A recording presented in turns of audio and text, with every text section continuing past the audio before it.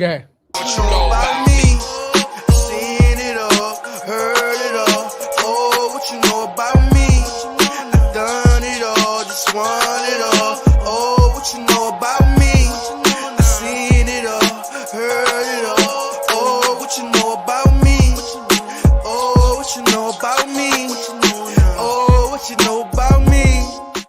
Hey everybody, welcome back to another episode of More Than the Title. I'm your host as usual, Jarrett, Chief Revenue Officer at Outside the Box Digital, and this is episode 147 of More Than the Title, Real Talk Edition. And you know I got my brother, my brethren, your favorite CEO, Chadeo. What's good, baby? Not in good spirits. I ain't even gonna hold you, man. Ladies and gentlemen, once again, man, we always start the show the same way. G&T, I'm grateful and thankful. And unfortunately, again, we have to start this show on a somber note. I'm not excited to say this. This brings me no joy to say sleep in peace to my man BMG. His name is Bake Man Global, man. His son passed away. It was in the news and everything. Unfortunately, we don't know the circumstances, but what we do know is they were shooting a music video in a deli or something like that in Brooklyn.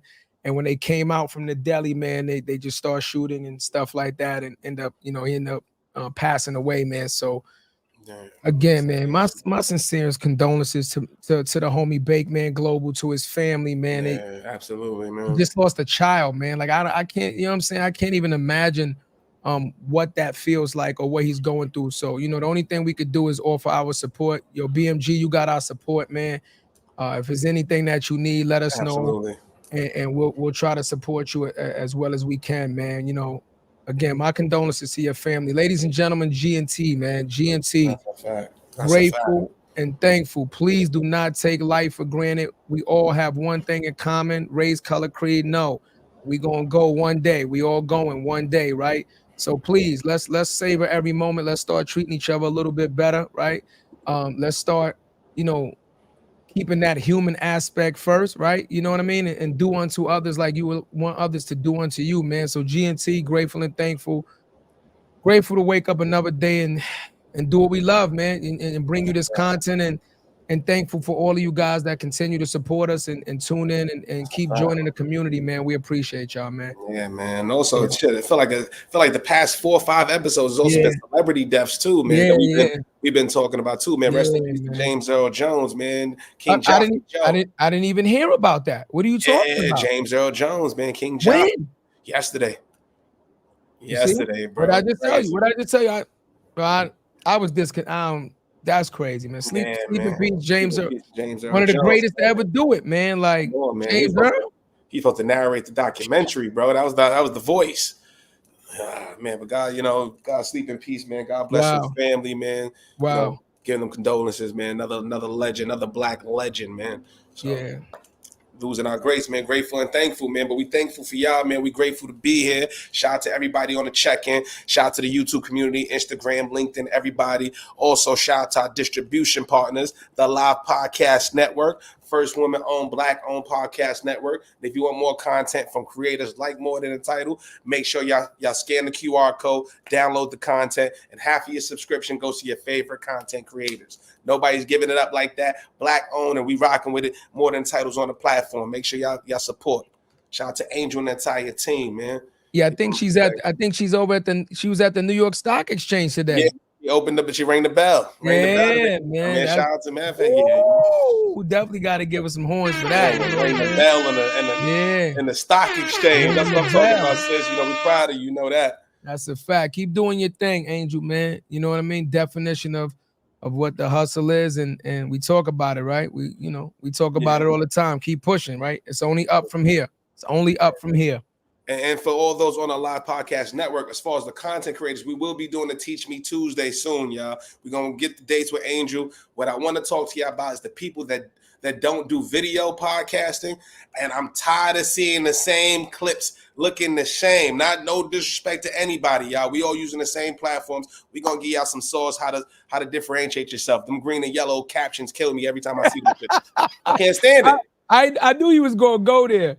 I knew he was going to go there. I can't stand it. Yo, the quality look crazy. Like, yo, bro, we're gonna get the home team right. Yeah, I knew he was going to go there. I was just like, He's gonna go there. Yo, bro, it take two. You know, I don't know none of that shit. So I don't know none of that editing drain. If I could take the time to learn the platform and differentiate our shit with something so small as changing the color of your words, something simple. But we're gonna get you out of sauce. Then we might have that behind a paywall for everybody else. We might see what's good. You know what I mean? But shout out to everybody on the check, and we're gonna definitely. You know what that is too. I mean, once again, right? It's just how serious are you taking your craft, right? Yes, we can all use the same platform, right? I think one of my most favorite lines from Mace was like, and all these girls is quite the same, so it ain't the pencil, it's how you write your name. Like, it's the same shit. Like, you know what I mean? Like, listen, we can all use the same. We like music, right? We all use the same recording equipment, the same mics, and the Pro Tools, the same. But it's what do you put into it, right? So, ladies and gentlemen, what he's trying to tell you is take your craft seriously, invest in yourself, invest in your brand. Right? You understand what I'm saying? And just take the time to try to differentiate yourself from everybody else that's using the same thing, right? That's it. Especially when there's millions of podcasts. You got to differentiate yourself in a crowded market. And we're going to do it. We're going to make it happen. But let's get this popping. Let's start the show. So for those first-time listeners, y'all, this is Real Talk Edition. This is where we just talk about what's going on. We have our peoples pull up. We're going to talk shit. We're going to have fun. If y'all want to pull up, we sending the link out in a couple of minutes. But we got the home team showing up right now. We got the home team. Shout, we got EA. We got Loyalty in the building. Home team.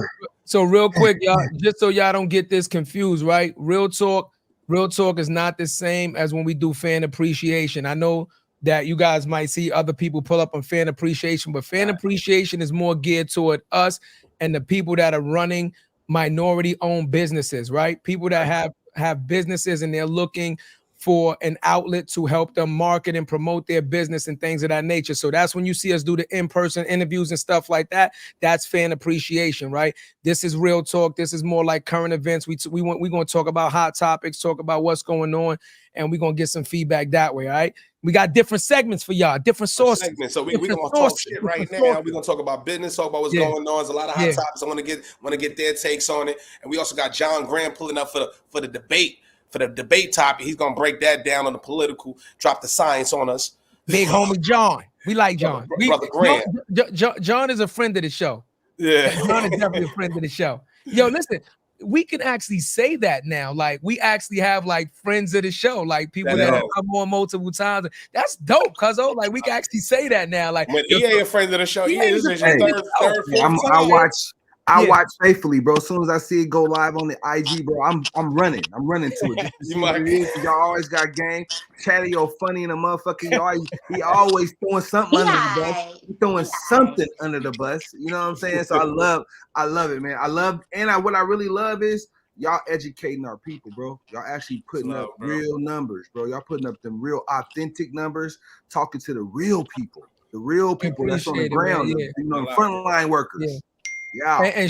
And shout out real quick to Talk Shit with P. You a friend of the show too, P. You understand that? No, you got to come on twice to be a friend. Well, you got to be on twice. Yes. She Instagram talking about, well, what the fuck am I there? Yeah, don't be hating on her. Don't do her. Don't do Paula like that, okay? She's a friend. P's a friend of the show, but you got to be on the show more than once. We got to get a criteria. Hey, P, you an associate of the show. Yeah, that's more. You ain't making the friend level. You ain't making the friend level yet. That's what Jarrett said, P. No, P not here to defend herself. I'm gonna ride for P. I'm gonna ride for her because she's not here to defend herself. That's the plug. No, she here. She typing on Instagram. That's what I'm telling you what you're saying right now. I see you. Thank you. Keep typing. She said, not associate. You know what I'm saying? It's all love. You know what I mean? It's always love, man. You are a close acquaintance. Acquaintance, not. She's a step person. She's like married into the family. Like she's when it's family, it's family. We are family. Okay, you got your sisters, your brothers, you got everybody with you, man. That's all I'm saying. Facts. You don't put us back to associate. Don't come over here trying to bully us, man. We not standing. The only female. You see the lion on this motherfucker. You understand? Still Leo season in this motherfucker. You see the lion on my head. Exactly, right? You see the lion. Hey, bro, shout out to Alive, the network, the podcast network. I just joined just because y'all told me to. I was sitting here, I sat here and created my account while y'all was talking. Love, bro. Love, my guy. Yeah. Loyalty, you got to introduce yourself, man. Let the people know what's up, man. He's in front of the show. Hold on. So technically, Loyalty, you talking all that shit. You ain't a friend of the show yet. First, for one. Wait. Technically, ladies, y'all see how the men govern themselves, right? You're not a friend of the show yet. You better watch yourself. You still an acquaintance, goddamn it. Baby, I don't need an introduction. I'm a celebrity already. Don't get banned on your first time live. You gotta be two. You gotta do it twice in order to get. You got at least twice. At least twice. Just pull up twice. I don't care if it's for 5 minutes. You gotta pull up twice. That's all. Yep. Loyalty, what up? Let the people know what's good, man. Or do you want to give them the story of how we met? Do you want to give them some backstory? Then we get into that. What's up? Let her introduce herself first, though. You know, talk about celebrity and shit. Yes, ladies first. You know. So hi, y'all. This your girl Loyalty from the Loyalty and Friends Self Love Podcast. And I wear a lot of hats, okay? I definitely coin myself as a community advocate. I'm an influencer. I'm a self-publishing author. I have my own nonprofit organization, the LIE Foundation, where LIE stands for loyalty in everything we do, right? And we serve the underprivileged, the underserved community, strictly targeted more toward the youth. But of course, even with the youth, it takes a village. I grew up in the era where it took a village to raise children, including me. All right. So we want to get back to that basics of it and really get the things going. So of course we use these books. I do children books specifically for our nonprofit. So all proceeds go directly back to the nonprofit so we can continue to build our programs. We got workshops, solution-based therapy, name it is coming, and we get to donate these books all over the world. So that's a little bit about me for now. Yeah, that's a celebrity. That's celebrity. And let me tell y'all something.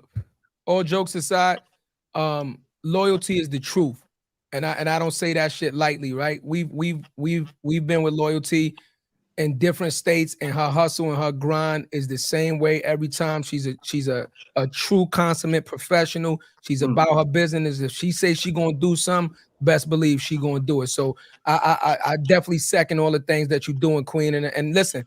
I wish you the best of luck with that, man. And, you know, rub some of that fucking motivation off on some of these lazy out here. You know what I'm saying? Like, you need to motivate some of these other motherfuckers out here and give them some of that energy you got. Cause we got a lot of lazy motherfuckers out here. Boy, so, tell me about it. I live in Atlanta where a lot of bombs are. Okay, I have to say it like that. And that, you can say it when you come from it. I got friends still sitting on the couch. They sit here and watch you get to the next level. And then like, oh, man, I see what you're doing. Well, you can do it, too. I mean, it's not like I give you all the tools. I don't mind. I'm not a gatekeeper. So sometimes what do you tell them, though? But what do you tell them when you see people that are less motivated than yourself, right? You know, and you're a very outspoken person, but, you know, don't be political with them all the time. Just be blunt and be like, That's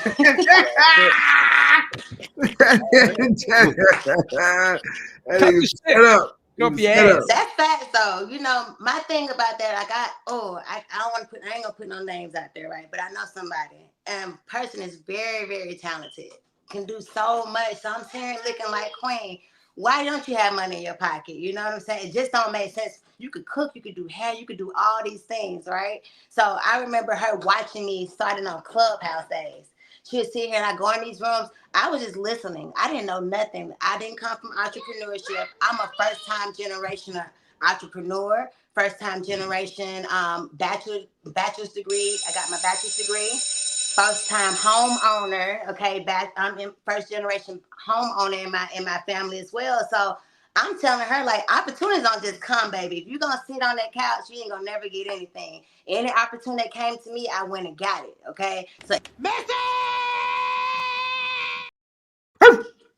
yeah, so if they just sitting around waiting for an opportunity, then what are you doing? You're going to continue to stay where you at, and I'm going to be here, and I can't continue to hang there. I got to keep elevating, so.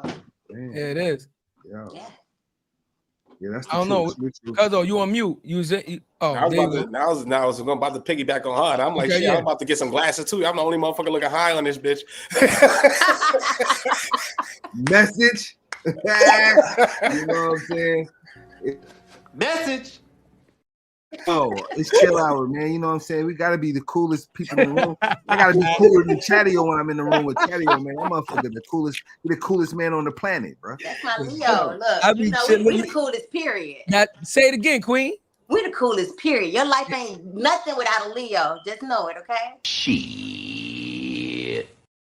See what I'm talking about? No. Hey, man. Well, you're going to respect the host, too. I'm a motherfucking Gemini. We're going to get some love. This is our platform. Our. Yeah, you ain't going to be all that. You don't know what you want to. See how that happened? See how that happened? Just as quick. Damn! Show some love. That's how you keep a woman in her check. Hey, that's checkmate. You ain't taking nothing out of Leo, bro. Yo, Cuzzo, I ain't gonna hold you. That was hilarious. I didn't even. Yo, he's never done that before. Just so you know, that came off the hip real quick. That was hilarious. He said you petty as fuck for that. No, that's my loyalty, my girl. So to give y'all let's give them the backstory real quick. Let's give them the backstory, right? Yeah. So how we all met? We met at the podcast fest down in Orlando. Yeah. Right. Met at Pod. First of all, how we met P said that last week. I'm going to registration. We don't know what the fuck's going on. They send you to some table, try to get our lanyard.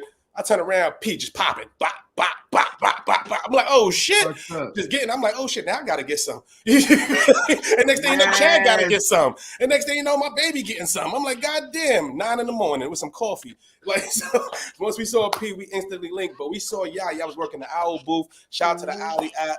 Like, you guys were really putting on super professional. Y'all put us on. Y'all was like, yo, make sure y'all get on the camera. Make sure y'all get through this. Make sure y'all download it. You want to make some extra paper. There was no gatekeeping. Hold on. Who signed? Chadeo, you did not sign up under me like you were supposed to. Time out. We did it. Time out. Hold on. Wait. Let Jarrett finish the story first, and then we will get to that. We will address that. How that happened, I don't know. Go ahead, Cuzzo. Wait. Let him finish the story.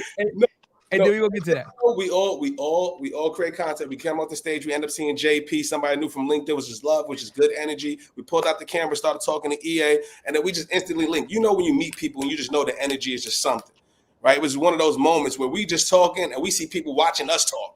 Man. And it was just like, you know what I'm saying? It wasn't not the vibe. Like, so we just instantly vibe, we connected. And when we said we was going to do something, everybody on this camera, when they said they was going to do something, did it. And that's why we here. And that's why it's bulletproof love. That's why we go see them. We just saw them. Didn't know we was going to see them at the spot, at the conference. Right. And that shit up like, yo, and it made the trip. For, you know what I mean? We did a lot. It turned into family. It was family. That moment I first saw y'all, hold on, man. I think Chadeo, we linked in first. Yeah. Podcast movement.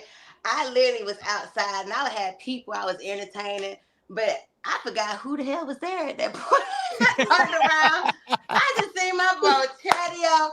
It was like we locked in. I ran in there so quick. Folks was looking at us like, what the hell they got going on? Like, who is these folks? Like, y'all don't know. Like, the energy. And it's almost like we already knew each other. You know what I'm saying? First interaction, it was just genuine. So.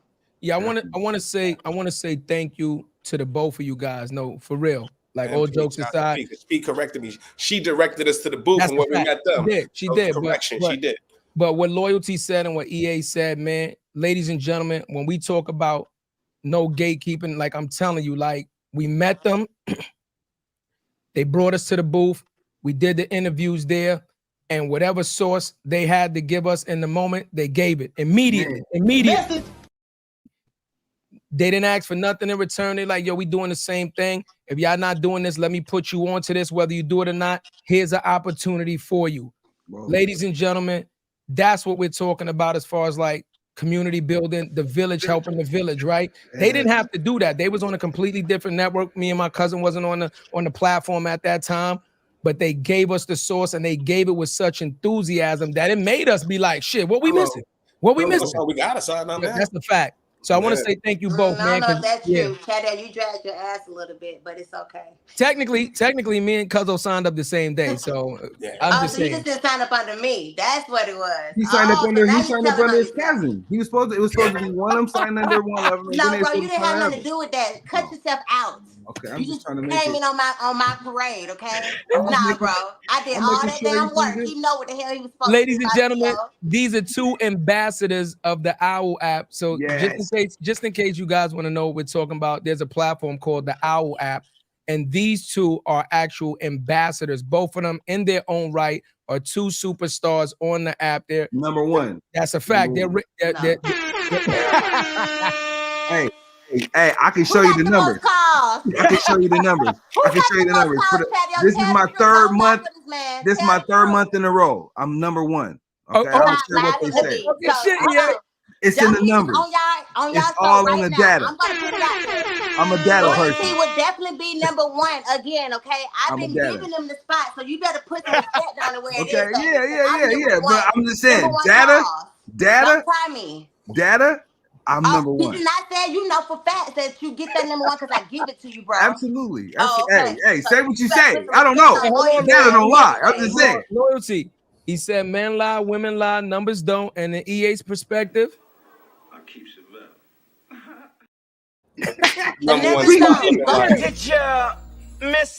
Number one spotlight. Did you miss me when she come back for the crazy? Look at them numbers. Trust me.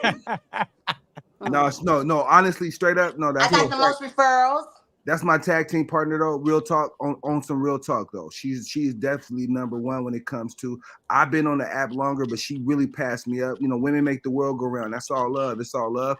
I like to see people successful. We both number one, y'all. This is that's all just good and fun. You know, that's just a testament to what you just said about, you know, how the village, the gatekeepers is. I've been on the app longer than her. I was on at least 3 months before her, and when she came on, she been running like she ran circles around me, and that's okay. I'm okay with that. You know, but right now I'm number one. Hello. Okay. Wake me up before you go, okay? Because I'm number one.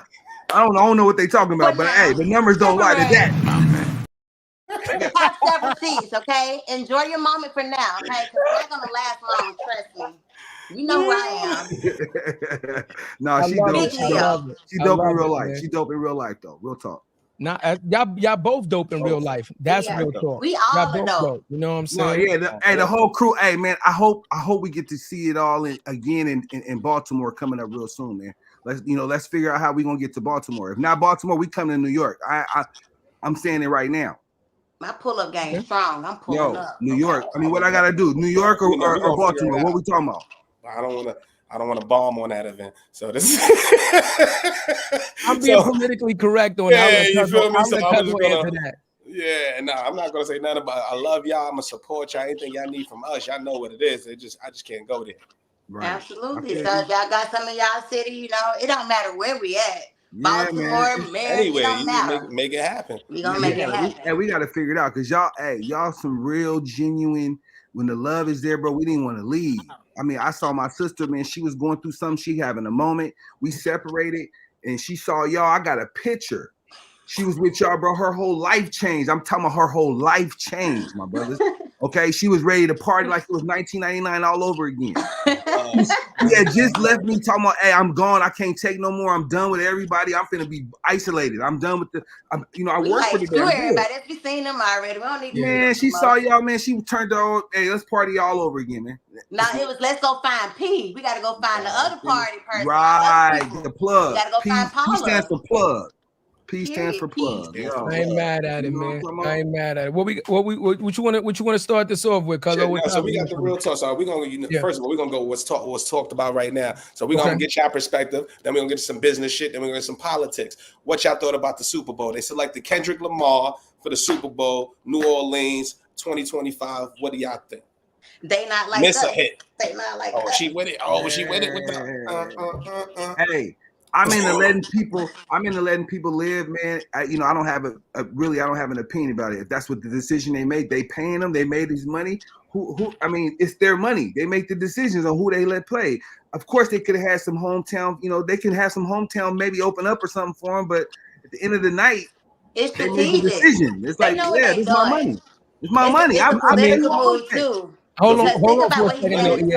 Hold on, but there's no opening acts for the Super Bowl. I mean, like, hold on. This is not created. Hold on, though. Hold on. This is not a regular concert. You know what I'm saying? This is not, summer jams or, this is the Super Bowl. This ain't Powerhouse. Right? This is the Super Bowl, right? This ain't no fucking opening act. It's either remember, I'm gonna be honest with you. I don't even understand how it's not a national holiday already, as big as the Super Bowl is. Right. No, for real. Like, I don't understand how they haven't made Super Bowl Sunday a national fucking holiday already. As much revenue and as much just everything that this thing stops. it does literally The like biggest nonprofit. right. So you know, for them to do that for the culture, I think is right on time. I think it's right on time. I would have actually been upset if he didn't get this one. For what he's doing right now, I would have been upset if he didn't get it. Come on. I would You have said been he deserved it. You You said he see what deserved they it. was doing. You see, He deserved it.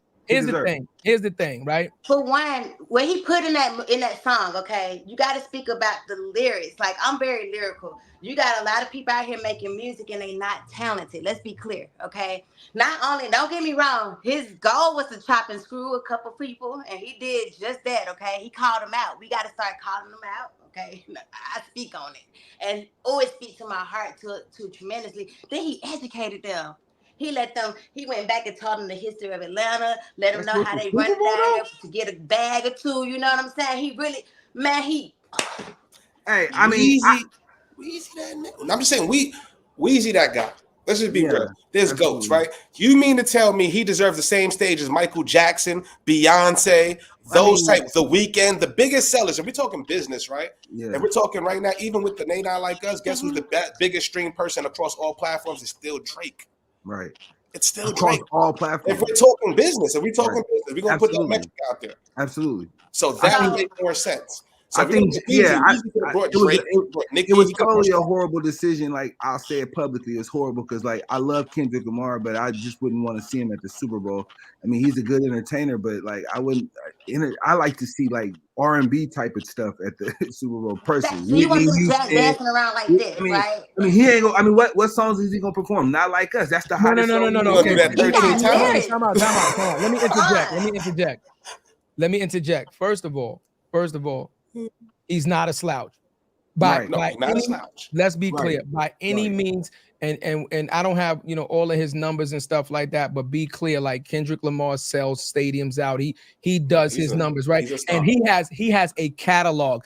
They're Not Like Us is just a diss record. He has albums. First of all, remember how powerful he was where he caused the uproar just by not wanting to perform the joint at, I think, was it the Grammys or something? The Grammys, Black Panther shit. Yeah. Be clear, like when he decides not to do something, it's a reason. It's a ripple effect. But it's not just the music, EA. Let's go beyond that, right? And let's talk about what he's doing for the culture. Just come on. Perfect example. When he released these diss records, he knew that people were using them in their stories and memes and all of the things that they were doing. And he went in and took all the royalties off of that so that anybody could use his music and monetize from. First of all, if you do any platform, if you use somebody else's music, the platform will tell you right off the back, you cannot monetize. Even if it goes viral, whatever you put out, right? You can put out a post tomorrow that goes viral. If you use somebody else's music, the platform they will take all that money. They will give you nothing and say you are not allowed to monetize from it because the royalties and stuff are locked into that artist. He released that right off the bat. He's saying like, I'm giving it to y'all. Like, it's for the culture. That alone shows selflessness. Again, he did not have to do that, bro. If you can tell me, and look, I can be wrong. With you. Tell me, has Drake ever done that with any of his songs? No. That's cool. That's cool. Has The Weeknd I'm talking about Weezy. Well, he has also not been on a run like Weezy has, and he also hasn't put more stars on than Weezy has. So you talking about that's real shit. I don't like that. What he's doing for the culture, yes. He beat Drake, boom. Still, from business perspective, he's still not the biggest artist in the world. It don't matter. The NFL Super Bowl is the biggest stage in the world.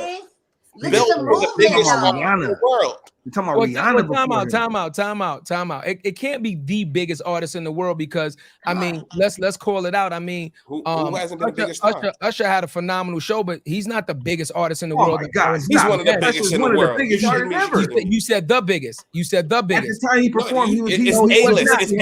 It's A-list. He's not, because if you're doing R&B, then you have to put The Weeknd in, and The Weeknd is outdoing everybody. Weeknd done past Michael Jackson. I'm just saying, but there's people out there that are doing numbers. Weeknd have his time. I seen Weeknd on there. He didn't do good. I'm talking about Usher's the man. He definitely is A-list. Kendrick Lamar is the man. Y'all gotta put some respect on that man's name. No. I respect him. I don't think timing is everything. They gave it to him. I told him. And this is the right time, and he's trending now. Why would they not put him on there now? Right. That's why they're doing it, because he's trending. So let's talk about this. Let me piggyback what Cuzzo said. Now you brought up a very good point. Little F Baby, you know what I'm saying? Weezy, that's hometown. For what he's done in the 25 years he's been in music 30? now, something 30 years almost, right? Yeah. I would have definitely, we don't know if it's gonna happen because we only seen a promo saying that Kendrick is gonna do it. But now thinking as Kendrick do, that would be fire if he brought Weezy out to show love. Then he has to now. You know what I'm saying? Like his hand is forced. You have to do that now. I mean, he can do it. He can do everybody in New Orleans, man. You got Master P, you got the whole crew. Cash Money, all that. Like, you got the whole crew. They gotta pay homage. You know, they gotta pay homage. Man. But you get 13 minutes. And I hope, and I pray that you wanna you wanna pay homage, but you also have to be careful because, like Cuzzo said, you only got 13 minutes, so you have to put on a phenomenal show for your fans to also support the fact that they chose you as the headliner, but you can show respect. It's a paid job. He doing the job that he got paid for. I'm trying to think. First, get your money, black man. Yeah. But it's also about like speaking for the person who feels like they got slighted and put in the work. Yeah. Right. Lil Wayne put in the work. Yeah. So at the end of the day, if somebody put in the work over a long sustained period, that needs to be celebrated, especially in your home. But we live in a now time. It ain't about the long sustained. But let's talk about that. I like that, Jay. That's a body of work. Yeah, I like that. But let's talk about that though. Let's talk about that. See, I think that if they were gonna give it to Lil Wayne, then they would have had to give it to New Orleans collectively, because Lil Wayne is not by himself. He didn't become Cash Money by himself. So it would have to be the Hot Boys reunion. It would have to just Cash Money alone would have to do the 13 minutes. But then what about P and them, right? You understand what I'm saying? Like, but it's not Weezy's show. He would have to delegate that. No, I'm just. He's earned that. But you can't mix it because it's just too many hits. It's too many hits for you to mix those two type of groups and what they've done collectively, individually. But look what they did in the West Coast. But that was perfect. But see, that was perfect though. That was perfect. So they didn't do that. How many times have they been to Atlanta? At least been 3 or 4 times. They didn't do a Ludacris set. They didn't do a T.I. set. They didn't do the Culture set. Right? And we need to be demanding that. If they come to New York and come on, bro. Imagine Kendrick doing that shit in New York. Like, no, we want Hove. We want somebody who's doing, like, somebody who's been here that means something to New York. Okay, so I'm glad you said that. So let's talk about it. You know who has most of that influence in that decision. Rock Nation. Yeah, he's a beast on this one. He a beast. Rock Nation, right? So you talked about Hove. So again, as a music guy, as a mogul in music, he helped forge that decision. Not saying he made it on his own, but he helped. He's gonna go with what's trending. Right? That's what's gonna bring money in. So, I mean, let's be real. It's a money game. It's a money grab, regardless of how you look at it. The Super Bowl is a money grab. So Kendrick Lamar is trending right now. Everybody around the fucking globe is playing They Not Like Us. Let's be real. So why would you not put him in the fucking headline? But to play devil's advocate, sis, if he was doing the money game, you know what he could have did? The Carter's halftime. That would have killed everything. He ain't making the decision. He is. He's part of that. But look. The Carter halftime, it would make it like it's him again. You know, Jay ain't like that. I'm just saying, if we talking money, I'm saying we talking business. He had to water it down. Like he got too many people in New Orleans that's claiming the top spot. So look, he's like, fuck all of them. I'm gonna bring what's really popping right now. Who in New Orleans is number one on the billboards right now in the industry, in the music industry right now? Who right now? We talking now time. It could be Cash Cobain is number one. We're gonna put him on the stage for sure. They probably will. I saw him put that one dude on there. Hey, the one dude that's talking about he doing something from Kentucky. Got some people in Kentucky or something. He was on a halftime show just recently. I forgot that dude name, man. He dope though. What's that dude name? Halftime show or what? An NBA game? That's different. You have dancers come out. You have little kids shoot. No, man, this dude out there. Right, exactly. Like you can. Who did the halftime show last year? Games and Who did the halftime show last year? Well, which game though? Rihanna.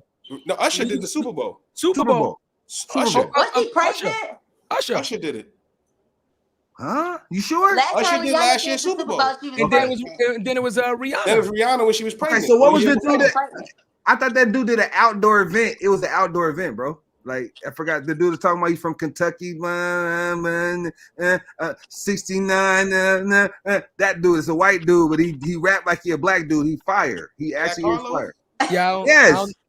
Harlow. I don't think he didn't do Super Bowl. He's nowhere near. He don't need to be. He don't need to be in the parking lot. Hey, he did. He did a big major event. I saw him. I saw the motherfucker on the. Hated it. That's crazy. I'm talking That's about crazy. You say cuz you wild for that. He said you don't even need to be in the parking lot. No, Super Bowl, come on. I like Jack, crazy, bro. I was on Jack crazy. with Dark. Yeah, Jack bro. is dope. I'm saying the event they gave me wasn't cool. They shouldn't have did it. Like he did that song, and it was just the worst performance. Just like I think Kendrick. I don't think Kendrick gonna give us a good performance for the Super Bowl. I just don't see it. Like he's conscious. He's very conscious. Can I say this? Can I just say this? I just don't see. I don't see him. He's not a dancer. He got a Can I say this? Can I say this? I like to be entertained personally. Can I say this? I like to see asses and titties. I'm keeping 100. Show me the money, right? Usher. That's why I fuck with Usher. He had nice chicks. He had a nice ride. I can see some things, right? Kendrick ain't gonna do that. He gets it. Right. Can I say this? Believe that it's more than just the show in itself, right? Look at what we're doing now. We're having the debate. Do you know how many millions of people are having this debate? Do you know how many millions of people might feel the way that you feel, EA, and they're still going to tune in? You know why? Absolutely. Because they want to see what happens, right? If you think about what made Howard Stern, who's one of the most infamous, famous radio disc jockey, whatever you want to label him as, right? If you ever listen to him talk, he said, yo, most of my fans hate me to death. They don't like it. They hate the show. They hate me. But you know why they keep tuning in? Because they want to see what the fuck I'm gonna say next and what I'm gonna do next. So once again, right? It's the chitter chatter. It's the conversations. This is what's gonna drive ticket sales. This is what is gonna drive the TV promotions. The people tuning in and this is what they were counting on. This what we're doing now is what everybody's gonna do, and this is what's gonna help promote it. So they knew that. Yeah. You know they're gonna start bringing up Rick Ross again because y'all remember Rick Ross tried to go to who's that? Drake's hometown to play They Not Like Us, and they ran his ass up out of there. Like, oh, bro, you can't come on our territory with that. No, Rick ain't in this conversation. You can't. They were like, bro, you can't come doing that. I'm surprised 50 Cent ain't getting no buzz. He the one turning over New Orleans like that right now. He should be getting. Yeah, but you can't do that because 50 was already in there with West Coast. So he was in there. He was in there, so that was he wasn't invited though. It was. I thought it was somebody else's show. He just jumped in there. It was Dr. Dre's joint. No. Yeah, it was Dr. Dre's joint. It doesn't matter how it happened. He was a part of the show. He performed, so you can't have him back to back like that. That would show extreme prejudice and favoritism. Right. Like, but some have though. That's what I'm saying. Like Bruno Mars did it individually, then he did it with Beyonce. So it's like that's what I'm saying. What's the criteria, right? Like some could do it, some can't. I think you know what I think it comes down to? The check writer, right? And whatever the fuck they want. Excuse my French, right? But that's what it comes down to. If I say I want Tigers and Bears and I got the money to buy it, Tigers and Bears it is. Well, period. Well, yes and no. Yes and no. Because a stipulation, and I will say this, a stipulation of them doing that West Coast joint, they didn't want Snoop to do it because they knew he was going to crip walk and all that on the Super Bowl stage, and Dre and them niggas like, Snoop don't do it, nigga. We not doing it at all. So be clear, like there is power in what we talk about, power in numbers, power in unity. You want us, Snoop is with us, and Snoop gonna do it. If he good with Martha Stewart, nigga, he good Snoop for the Super Bowl. Rock on TV. He said he did it in person. Like everybody that showed up got to see that, but I'm talking about on TV. They cut that part out. No, they didn't. No, we saw the crip walk. We saw that. I'm in Oregon. They didn't show us no crip walk. Nah, he did it, and he had on the blue outfit. Don't play with him. I don't remember that part. Yeah, he did the Olympics, bro. And he had his own coverage, own exclusive coverage deal with Peacock to cover the Olympics. Now, so look at that. So if it was such a big deal with him doing that, how does he get to the Olympics once again with Martha Stewart? You see what I'm saying? Come on, bro. Like, and gave him his own Olympic pin with the Olympic rings, like he was blowing fire, bro. Oh, you remember that he did the commercial about the smokeless? Somebody he going smokeless. He was smoking viral. That won awards. That was an award-winning campaign right there. That went viral. Absolutely, that shit went viral because everybody like, oh, Snoop stopping smoking. Oh, They Man, know shout out to everything Snoop, went man. viral. It was Shout out so to smart. Snoop, man. It West was Coast. Shout out to controversy Snoop. in that campaign. So to give you the other side of the coin, right? That campaign went viral, but also they didn't get sales behind that campaign. So that was the thing, right? Like it was like everybody's talking about it, but who the fuck wants a smokeless pit, A right? smokeless pit, They didn't educate the consumer enough. People Right. didn't know. They didn't know where to purchase. They ended up firing the CEO after it. It was a great marketing ploy, but he ended up like 6 months later getting fired, and that shit almost went belly up. Sales went horrible. Sales was terrible, but it was a great fucking campaign though. They bet it all on that shit. But Man, it just shout didn't. out to Snoop, man. Hold on, man. Shout out to Snoop, man. You know, he on the West Coast. He on where I'm at, right? First black man, first person I seen in my history of my life in 48 times around the sun, right? Promoted gang banging, and I'm talking about getting paid big time. Crib walking, smoking a bunch of weed, doing it all. Never switched up. That is my man. My man is doing it big, man. He making it cool to do all those things, right? I love it, man. Shout out to you, bro. Shout out to you. You know, I want to get Cuzzo's opinion on something too. What about your man, bro? What about Dame? Your boy T fell. Hey, I'm feeling for Dame. I met Dame in LA. During the music business days. I love Dame, bro, but that was nuts. Dame is an entrepreneur, bro. He's extraordinaire, bro. I really man, shout out to Dame, man. He's a good dude, bro. Good dude. He's just a rebel. He's just a rebel, man. He don't want to listen. He a rebel. Time out. Again, I don't know Dame personally, so I'm not gonna say he don't want to listen. I've never experienced Dame Dash's life, so to say he don't want to listen, I'm not gonna say that because I don't know what he's went through to make the decisions that he makes, right? Because we all are a product of our experiences, right? But what I will say is I watched that video like 7 times. I was like, Dame, like what the fuck? Why 7 times though? You like to see people fall on their face. You know what it was? Because I was in such disbelief, and then when he passed off the camera, he like, yo, talk to him, and she like, well, what the fuck am I gonna say? He like, his lady or his girl, yo, talk to him, and she like, well, she had a joint in her hand, talking right? shit. She like, what the fuck I would say? He like, all right, give me the phone back. But that was the timing of that. When we talk about like energy and the way the world works, like Dame done did 1 million interviews. He done talked his shit, and he done did them, and that's never fucking happened on large platforms. I'm talking podcasts with millions of subscribers. This shit happens with you holding your own fucking self. You want to know the lesson in that though?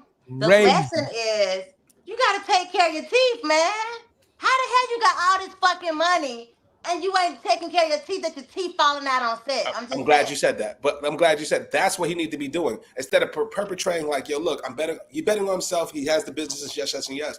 But be real and say shit is fucked up. I would rather hear that from Dame. He do though. I don't ever hear him say shit is fucked up. I hear him say he say it all the time. Every time, say it all the time. And most of the time he's talking from a disadvantage. He's talking from that like, oh man, like not like poor me, but like, man, fuck y'all niggas. They ain't doing nothing for me, man. Look what I can do, but I ain't got much. But you know, I actually can say I've met Dame. I've been in his presence enough to say that I know enough about him and say he just don't listen, bro.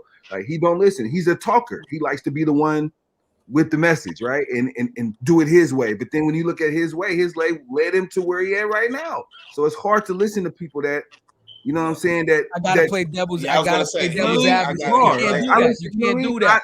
I love him. I'm saying that through love, bro. Through love. I love him. I can't listen too much of that. I'm saying I know it costs a bag to fix your teeth, but not that big, okay? That there ain't no dental plan, no nothing. Like that's just the importance. I mean, you can have all the money, but you still gotta take care of you. Because guess what? If you're not taking care of your body, not just your teeth, okay? We ain't gonna just speak on the teeth. I'm talking about overall. You ain't gonna be here to really enjoy what you're accumulating. So it's really about the health aspect anyway, because my thing is your teeth falling out like that is something deeper. Okay, I'm glad you said that too. Wait, real quick. We gotta pay some bills. We'll be right back. You might as well get some motherfucking merch right now before a nigga fronts fall out. So you can get you a shirt, you get you a mug, you get you the courses. You can pull out your phone right now. Because if one of us fronts fall out, will you still watch the show? We love y'all. Stop playing with it. Get you a hoodie. It's hoodie season. We got mad new merch on the way. I'm keeping it 100. I just can't let fronts fall out. I'm not. One of the things that I avidly preach, and I'm a back loyalty up on this. One of the things that I avidly preach is taking care of yourself, right? All the money, the houses, the cars, the clothes, that shit don't mean nothing. You put that on top of the body, your body's the temple. So if you're not taking care of your fucking body, man, you're not really taking care of nothing. I'm being honest. You can't enjoy life if you're not healthy, right? So I hope it's not a more deeper underlying thing where it's a medical condition where he's not taking care of himself. Because I have seen him in a lot of videos recently where it looks like, I don't know, he hurt his foot. But did he like break his leg or hurt his foot? He had a cast on it. He had a couple medical conditions. Yeah, I know he had a couple medical conditions. So I just want to say that. I want to put that out there. If he's going through something, man, we wish him the best. But what I wanted to say to you, EA, is let me tell you, bro, and I'm just keeping it real with you, right? As a CEO myself, right? And this is any industry. You don't have to be a CEO. You can start a job. You can start in any industry. And when you're young and you are enthusiastic about that energy, you have a certain type of energy towards it, right?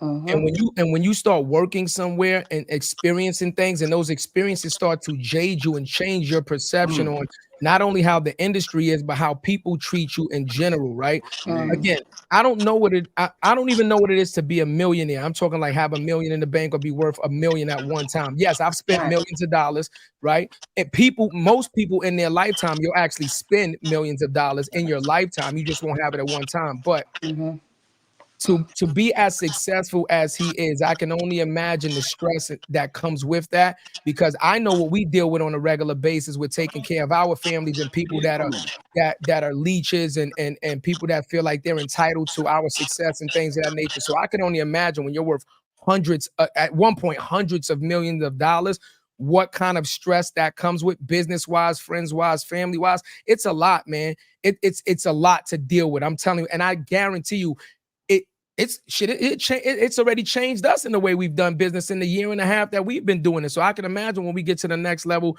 as we keep going through things, our attitude and shit is going to start changing towards people, and we're going to start being more standoffish and things of that nature too, because you realize realize a lot of people are not genuine, man. And you got to be fucking careful, especially nowadays. See, back in the day was a little different. Nowadays, motherfuckers is setting you up to lose your life behind this jealousy shit. You got to be fucking careful, man. Especially when we're genuine and moving the way, moving the rooms the way we move. Like, not to say anything crazy, like we've been in rooms where motherfuckers who have the #1 podcast in New York, and we come there and motherfuckers shut it down. Like real shit. And you see the looks. You see the who are they? What's going on and all that shit. You see it. So I can only imagine when we are that. You know what I'm trying to say? We do that shit for free right now. Like, you know what I'm saying? So we see that right now, and people will be like, yo, I'm going to do this for you. I'm going to do that for you just to be around you. When I'd rather just be real. Keep it funky. If you can't do something, it is what it is. Because I ain't here for you to do something. But, you know, it's about protecting energy, too. Like, sometimes I think when you get to a certain level, there are very false expectations. People want, the whole world still want you to show up. They want you to do all this stuff, and they don't even realize your bag is not as big as they think it is. They just see the fame and they see all this other stuff, and they see that and they feel like you're supposed to show up for them in this major way, and it's not realistic. So, you know, I think a lot of times, you know, in the beginning, because they see that, they trying to help this and that and that person, that they're not even properly investing. And then a lot of times you see on the other side, years later, you find out, oh, this person went through bankruptcy, this and that, because you try to show up for everybody instead of really investing their money where it's supposed to be. You know, you can't help everybody. You just can't. It's not realistic. No, I totally get that. But we definitely understand that. I know just from us, we don't want to help everybody, but we are just so genuine with our shit. Yeah. And we just say be who you say you are. Be who say you are. Right. We're gonna be who the fuck we say we are. And that's the part that hurts. We're gonna show up. We say we're gonna do something, we're gonna do it. We're gonna be there on time, we're gonna be there on time. Just like y'all. We do everything above board. Nobody's funding this thing. We doing everything on our own. So when it comes to that, when this is our business and our livelihood, don't play games. And then we get on that other time. I gotta calm him down. Right. You know what I'm trying to say? Like, yo, what the fuck? Yo. And what I'm gonna tell you, and then then now he's to the point where he's got to calm me down. He's like, he's like, yo, Jarrett, chill the fuck out. You know? I'm like, yo, because we tired of people playing. Because we don't play with nobody, and it's the same expectations. The same way you feeling right now with our family. Imagine how people look on the outside. I'm still on the block, but I'm also talking to billionaires and millionaires. So what is the perception? Oh, they got money, so that you supposed to put them on, or you supposed to do this for them. Exactly. But no, put yourself on. and it's about being consistent. Like the reason that y'all are getting to that moment of success, success is because y'all were consistently showing up. Y'all wasn't sitting there waiting for opportunities like we spoke about earlier to come your way. You actually went out there and got them opportunities. You went and connected with those millionaires to put yourself in their face and let them know, hey, look, I am that guy. Okay, So I'm the table. So I don't want to be at the table when I'm the table. That's it. You know what I'm saying? You gotta keep acting as if you already have it. Otherwise, you'll never get it. And then once you get there, you set those proper boundaries. Boundaries are important. Without the boundaries, well, you messed up. Well, let's just set the standard right now. Ladies and gentlemen, for anybody listening, for anybody that ever looks back on this episode that wants to reference it, me and Cousin ain't got it. And even when we got it, we ain't got it. We ain't got it either. Help us. Hey, don't throw the motherfucking hand out, nigga. Hey, I have what y'all having. I ain't got shit either. Need my money. We all money in. We go out to eat, nigga. If you order a cheeseburger, I'm ordering a cheeseburger. That's it. You're first, but don't even invite us out. And I ain't gonna order nothing. I'm gonna ask you for half of yours. I don't even have a virtual lunch in this motherfucker. You know what I'm saying? I'm asking I split right now. I'm asking I split the cheeseburger with one of y'all. Nah, EA. You keep it real. You know I fuck with you, EA, but you know what I'm saying? Like, hey yo. You my guy, but I'm not splitting a cheeseburger with another nigga. My nigga, hold on, EA. That's the kind of work you gotta have, bro. If we out to dinner, you ask for half of my cheeseburgers, like we on a date, my nigga. You know what I'm saying? I'm just like, hey, that's my. Y'all better get a damn cheeseburger meal. You can have a cheeseburger, he can have a cheeseburger. Y'all split the fries, okay? I don't know what y'all gonna do. I'm not splitting nothing on my plate. That's how hungry I am when it comes to it, man. I'm willing to split my cheeseburger with y'all. Like that's it's nothing. Damn, that's deep. I eat with them. Nothing. I ain't got no more. I eat later, man. Deep, but them little bitty ass cheeseburger, that thin ass patty. Hey, we all gotta eat though. We all gotta eat. We all gotta eat. You know what I'm saying? If my guys ain't got nothing, if they ain't got nothing, I ain't finna sit there and eat the cheeseburger. I appreciate that. I ain't gonna eat the cheeseburger in your face, man. You know what I'm saying? If you ain't got a cheeseburger, we ain't gonna eat. That's what I'm saying. We either eat or we don't eat. Just give me the bread. I'm practicing vegan right now. We ain't gonna eat just one thing. No, we gotta have one burger and 4 of us. Hey. But if that's what we do, that's what we do. But that goes to show you how the different perspectives is. I'm that guy. I'll split a cheeseburger 4 ways, my guys. Hello. No, you get it. Listen, hold on. I'll take the buns. You need a bun, son. Hey, give me the pickles. Give me the pickles and the lettuce, man. I'm good, bro. I'm good.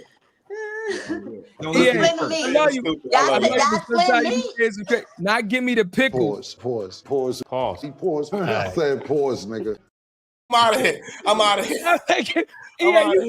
You stop, give me the pickle. The pickle, the onions, and the motherfucking lettuce, my nigga. Y'all eat the rest of that shit, bro. I'm good. I'm eating pickle. Make sure it's dill. Dill got the best and fresh. More than the title. Use hashtag more than the title. Hashtag EA. 10% off. That's just how I think. I'm programmed that way, bro. I'm programmed the craziest ways, bro. I'll make sure the team eat before I eat. Oh, I caught that. Yeah. That's dope. Yeah. No, that's a fact. No, 100. Listen. So we talked about real quick, just to backtrack on what we talked about, right? To create these conglomerate corporations, cash money, no limit, right? That's when you're creating something like that. And a lot of other artists, Atlanta, Dungeon Family, and a lot of these big groups, be clear, they live together.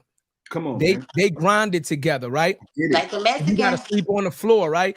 Get it. I'm with all jokes aside, like if we gotta grind it out and we got a goal and we all in, then that's what the fuck we gotta do. Like, be clear. Me and Cuzzo have already had that conversation a many a day. Like, whatever it looks like, what the fuck we gotta do, we gonna make it happen. So EA, I'm glad you actually said that, and I'm glad you have that mentality because we actually share that mentality. You know what I'm saying? Yeah, if we rocking together, nigga, you got to take the pride out of it.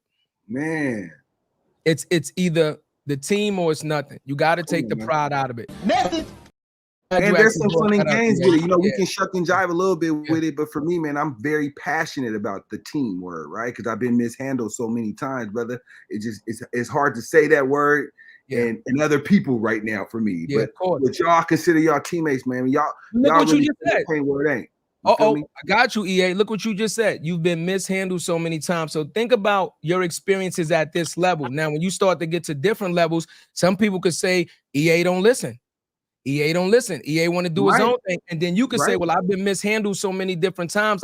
You see what I'm saying, EA? Absolutely. That's a perfect example of what I was saying about Dame Dash, right? Absolutely. So that's what I was saying. Like when you get mistreated throughout your life in these different industries, throughout these different situations, it will change your perspective on how you want to deal with people, who you let into your inner circle to even be a confidant, to even be able to speak to you where you actually take them serious. I'm gonna be honest with you, right? Cuzzo say something to me, I listen because I know he know what he talking about. I know what we doing. But I'm gonna keep it 100 with you. A lot of motherfuckers just talk to run their fucking mouth. They have absolutely no idea what they fucking saying. And I might listen, but I ain't really listening. Like that shit it ain't even doing in one ear coming out the other. That shit is like hitting an invisible barrier. Right. You understand? Like Neo and shit. That's a fact. That's a fact. So you know, I'm just telling you, like, because you on mute. No, Yeah, I wanted to bring up another what you said, right? I don't know why our community do not do that. We should, because I was sitting here, I had a friend and she Hispanic, right? And I was just looking at their family dynamics. They were living very good, beautiful house, okay? And I'm looking like, how do they live like this? But then when I really got to know her and I saw like they had multiple families in this beautiful home, okay? So what they were doing, she explained, like one family would take care of the full responsibility. That means all utilities, whatever is needed. We lost you on the audio, sis. Can you hear me now? Wait, now you're good. You good. Okay. So then the next family would take over, and then that family also, you know, get to do the same thing. Now, let's say you got 4 families. You got 3 months, you ain't got to do nothing. You stacking your money. You just stacking because you took care of the responsibility for this month. Now the next family gonna do it, then the family after that, and then the family after that. You're gonna build generational wealth. Why can't you not? Because you got time to restack your money, do whatever else you may need in the build process, and then you know when your money come back again, you paying it just for that month. Message. You also brought up a good point. Something I wanted to bring up too. Something I wanted to bring up too. Shout out to Neo, shout out to Shan, shout out to Donnie. They did the pop-up on the black-owned business in Atlanta. Save the woman from fucking closing down. Shout out to our brother Shans, bro. Like we seeing you here doing that. There's people that talk it, and there's people that walk it, and the fact that y'all saved that woman's business is real. We need more of that shit. So I just want to highlight that shit. Yeah, that was you just said was a great like that was real. What they did, that was my powerful. hero. That dude is my hero. I see him all over my social media, man, with the podcast industry. I haven't met him in the person yet, but I've seen him in spaces that I just haven't had a chance to really lock in with him yet. But I'm talking about the dude.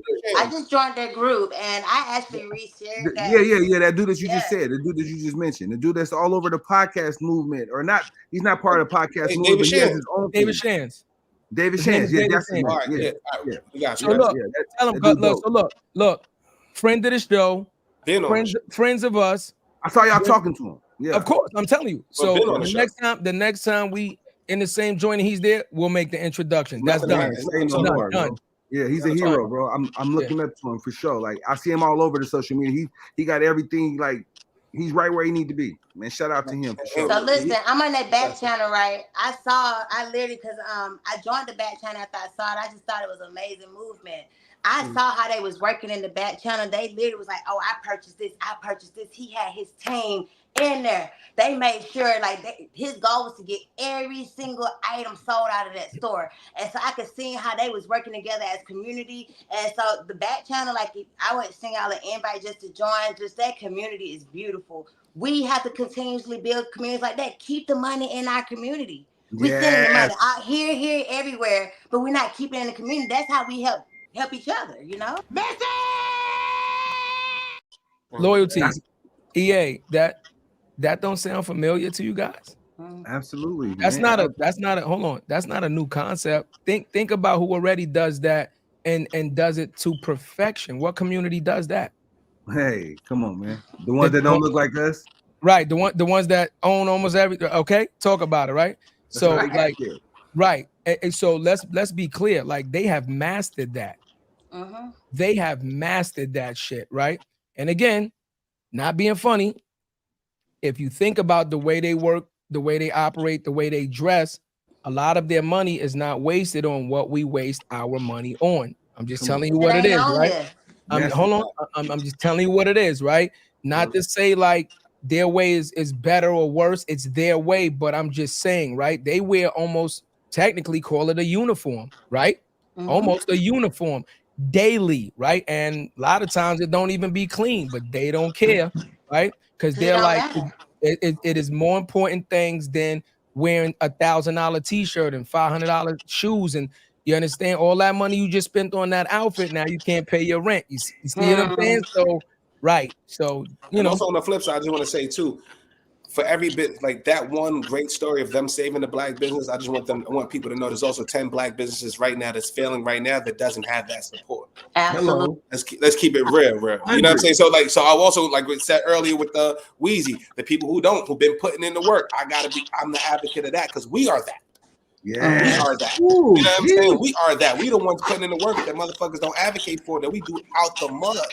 And we're going to advocate for that. So there's somebody right now in your community that got a shirt shop right now, got a music shop, got a juice store, got something going on, a barber. You ain't get a haircut from this motherfucker in 20 years you've been in the neighborhood. Save your people, man. Help each other the fuck out, man. We all we got. All we got. Straight fuck up, man. That shit hurt. You hit a home run, man. You hit a home run. I think the audio, do you hear the audio, Cuzzo? Yeah, no, that's loyalty. So when you don't speak, just press the mute. Okay, gotcha. Okay. Yeah. Okay, I'm hearing just a little bit. I just forgot. Yeah, I was trying to do it, so I didn't cut you off. Okay, yeah, no. I just heard a little feedback, but no, I agree with you, Cuzzo. There are a lot like it's a numbers game, right? Not being funny. In the moment, you only can do what you can, right? Obviously, you're relying on the support of your community. So she said the back channel. Let's say the morning meetup or the social proof group, whatever group that you got together to go and do that. Just remember, they have jobs, they have families, et cetera, also, right? Whatever store they saved and whatever products they offer, they might not even use those products themselves. They might have just bought something, you understand, to buy it, to help the business out and maybe gave it away, right? So it's selflessness because, again, you don't know what kind of position each person that walked in there is facing, right? Because we're all in an economic kind of downturn right now, right? Yes. So that's what makes it so special, just to show that, you know, the whole idea is to understand that if you give a little bit, if everybody gives a little bit, then you accomplish such amazing things without straining the system, right? Everybody thinks it takes, we call it like crowdfunding. That's the perfect crowdfunding, right? It's when we go best here, EA. Look, you see EA, you see my birthday party? Okay, when we go out, right? We weren't invited. You wasn't in New York. Right. I mean, shit. I was there. I was there on social media. Well, you would invite me out. Look, when we go out, we go out in a group, EA. When we travel, a lot of times it's in a group, 6, 7, 8, 9, 10 of us, right? So when we go out, everything now is less stressful on an individual, right? If we go to a club, we can buy a section, even if the section is $1,000. If it's 10 of us, that's $100 a person. Right. You understand what I'm saying? Instead of one person fitting $1,000 bill, everybody put up $100. We got 3-4 bottles. We don't have to go to the bar. Everybody can have a phenomenal night at a very minimal cost. And probably with us walking in like that, you don't even pay the interest fee to get in. So now, whatever the interest fee was, let's say $20, $30, $40, you save that. So technically, you only paid it $60 to have a good. You see what I'm saying? Right. So that's how I roll. That's how I roll. Anybody that roll with me, man, no, that's exactly how we roll. Right. We tackle all of it together. Right. But quick thing though. So now, do we give the thing I'm saying to another point to piggyback what you're saying, Cuzzo? Now, say if we go into the store, it's 100 of us, and we end up spending $50,000 at that store. Why couldn't we spend $5,000 at 10 stores? You're right. So I just like I love what we're doing. So here's the answer. Let's please refine this and revisit this shit. Okay, but let me give you the answer. There's other people that's failing too that would kill for that fucking look. But let me give you the answer. So again, not knowing the actual inner workings or the economics of we don't know none of this for all the store, right? let's say that looked like a pretty large store, right? The overhead might be way more large than a smaller mom and pop store. We don't know, right? Depending on the location, et cetera, what the rent is, et cetera. So spending $5,000 in a couple of these stores might not have saved them anyway. It might have just floated them for like a week or two, and then they might have still went under. You understand what I'm saying? But maybe the $50,000 or whatever they spent was enough to ensure that now she has at least, let's say, 6 months of wiggle room to figure it out. That's all I'm saying. And remember, she also mentioned that she didn't pay herself in over a year. She had not been physically paid for herself in well in over a year. So and I would say for me, look, from like her reserve, like to the point she ain't got no money just to pay her employees. You know what I'm saying? I'm pretty sure that's why. And so he wanted to make sure she got out of the deficit because she was already behind, but also make sure she got a little cushion room too, because that's only one bailout. Now she still, even that money, she got to buy new products. She got to restack. You know what I'm saying? That only is going to give her a little cushion room. So one day ain't gonna save her. One day ain't gonna save her. One day gonna put her in a better position. But to what you said right now, like, why don't we spread it out, spread the wealth? Because we having too much time with. That's the problem. Like, we are in competition with ourselves. We need to just isolate ourselves and put it into one. Let's build Chadeo. Let's build Jarrett up, and let's just get them focused instead of trying to get Eric and Loyalty and all of us at the same time. No, we got to be focused on one intent and then grow that thing, right? We don't do that enough. Like, we do it one time and all of a sudden now let's take it over here, We can't keep taking it over there. We got to keep it right here, build it, spend it for 20 years. Let's do 20 years in this same lane. One day, oh my God, what are we doing for that? What that gonna do for me? One day. Bro, you're 100% right. But all of us know as being entrepreneurs here, sometimes it's even more than that. Some days we just need motherfucking hope. Like, real shit, to make it the next motherfucking day.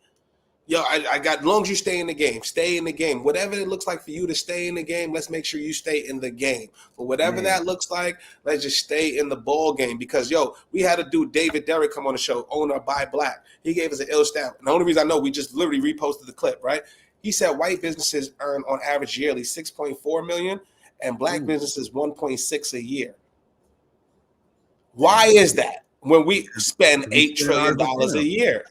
Then y'all heard about them stopping the funding like that, so they had certain funders for the black community to allow us opportunities to kind of, get some of these funding like they do. Now they trying to stop that too. They don't want us to get to the next level. They do. That's a lane. I disagree.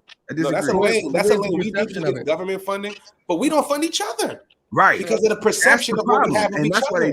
That's why they taking the funding away. They're like, man, we got it to y'all for years. Y'all ain't doing nothing with it. You got a black apparel brand. It can't be like Nike. You got shoes. Oh, it's got to be fucking low quality. You ain't putting no fucking thought into that. We did a course. It can't be like the white man or anybody else's course because you ain't do it. You don't know how to execute. That's what we think of each other. Yeah. So that I'm glad you said that, Cuzzo, and I'm glad you said that with the stats because I was going where you had already led us to before. Okay, so what are we talking about? You went in and you bought some items and you helped float her. That's good, but where's the awareness that comes behind it? Now, I'm not in the whatever that group is, Loyalty, that you talked about, but now let's just say we use our influence also. Money is one thing, influence is completely fucking different, right? Oh. Me and Cuzzo was downtown. We did the LinkedIn event and we were going to different restaurants. Cuzzo put me onto some new restaurants that I didn't know about. He put me onto the fact that a celebrity went to a restaurant. He didn't bring 100 million people and say, spend this kind of money. He went to that restaurant, put in a sense, did like this, gave them a pat on the back and vouched for them, right?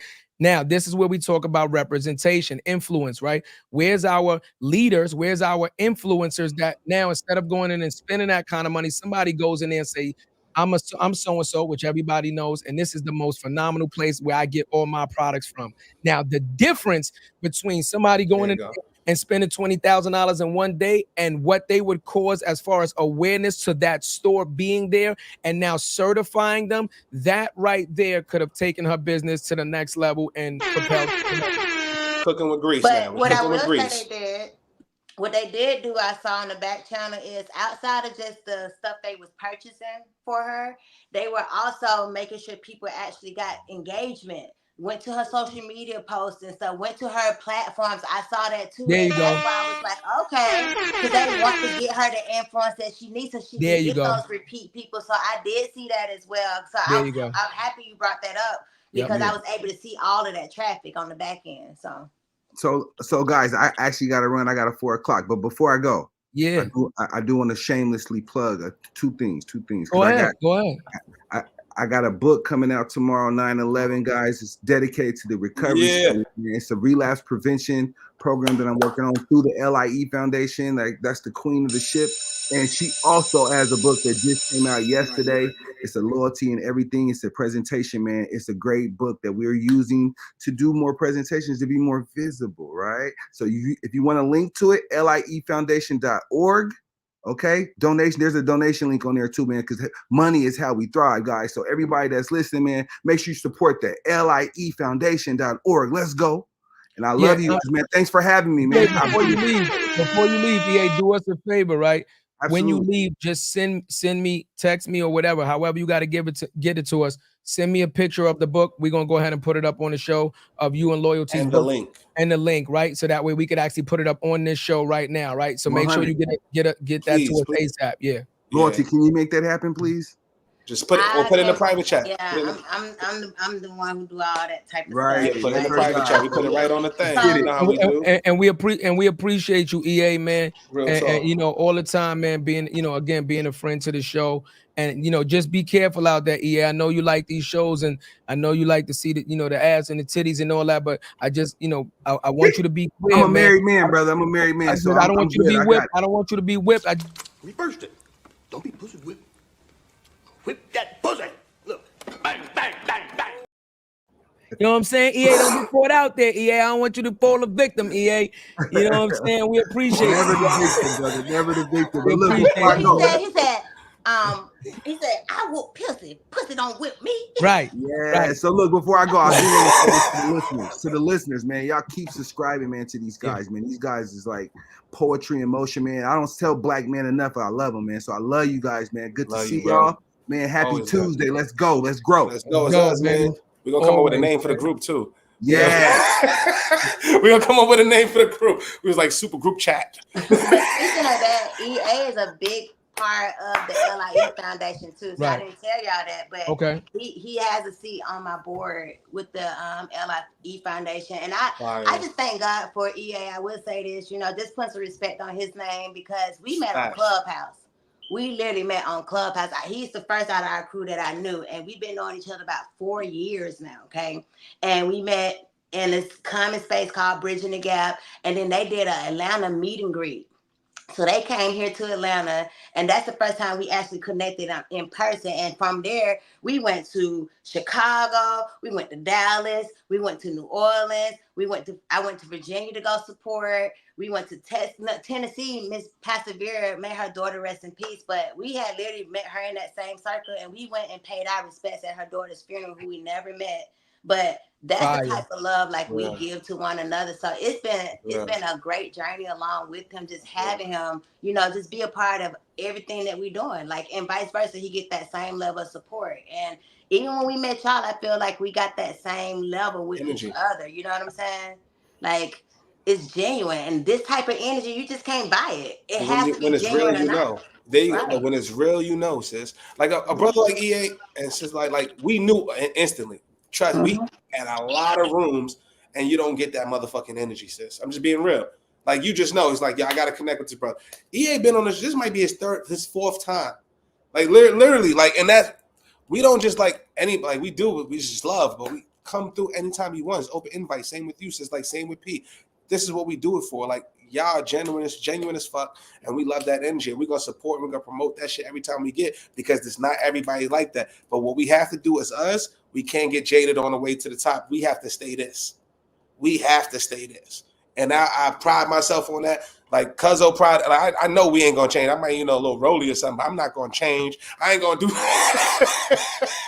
I just want to add. But you know what? You keep it real, you get a better deal. Period. That's it. That's how we live our real. life. Be authentic. Be genuine with your energy. One thing about it, like at first I thought I had to talk proper and I had to speak a certain type of way. But truth be told, people love this voice, okay? They love it. They want me to keep repeating stuff, and that's crazy. Like 4 years ago, changed my whole entire life. I lost my brother on my daughter's sweet 16th birthday, okay? I'm gonna call it because we're talking about Super Bowl, right? So Super Bowl was February 2nd, 2020. If y'all remember, 2220, right?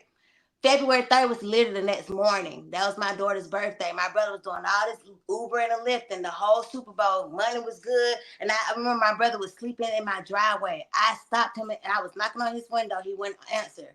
I kept knocking. God told me don't stop until he answered, right? So when he answered, right, I said, bro, why is you sleeping in the car like that? That's not safe. He was like, man, sis, it's okay. He's like, I said, no, bro, you can't get all the money in one day. That was my last. I remember having this conversation with him the night of Super Bowl. And literally, my first call of the day, the following day, was me hearing that my brother was no longer here. And not only that, you know what disturbs me the most? My brother fell asleep at the wheel, okay? Mind you, did I not tell him he was tired? I knew he was tired. I told my brother, please go in my house and get you some rest, okay? He gonna tell me, oh, no, he just gonna sit there a little longer. I didn't even know that he left, and then him and his baby mama got into it. He told me that was the last weekend that he gonna ever let her run him like that. I don't think he knew that was really gonna be his last weekend. He would never speak those words. That was his only son, okay? And they were very, very, very close, okay? So I say that to say this, okay? That moment changed my life because we all be living, right? We so afraid to live because we're afraid to die. And my brother said that to me. He was like, look, sis, man, a month prior to him dying, he was like, man, that's a problem. Nobody don't never live because they so afraid to die. I done died before. He was just talking like this, so confident, like, man, I ain't afraid to die, man. He could take me tomorrow. He's like, look, I want y'all to just live your life. Don't be sitting here crying about me. Like, party. Y'all know I like to party. I like to have fun.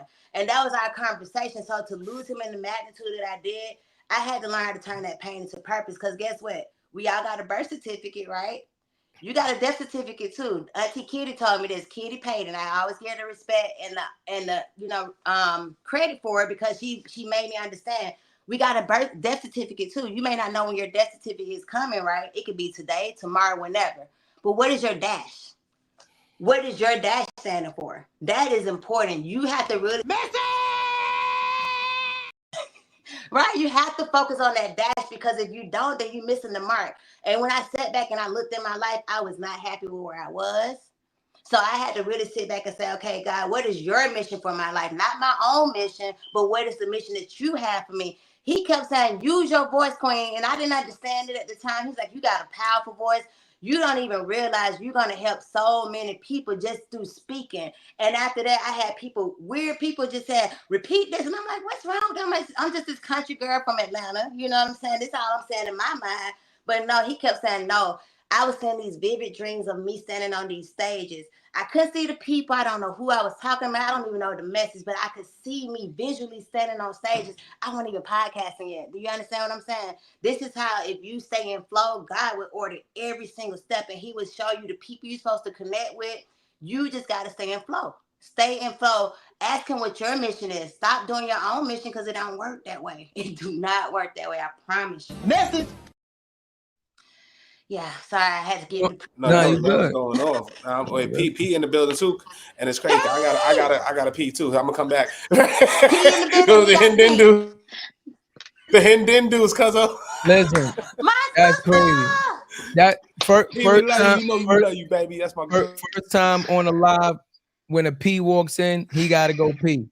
It's crazy, you know what I'm saying? But so technically now, Paula, this your second time on the show. So she knew what she was doing. She knew what she was doing. She said, "No, I'm gonna be a friend to this motherfucker by the day." And so, am I official now?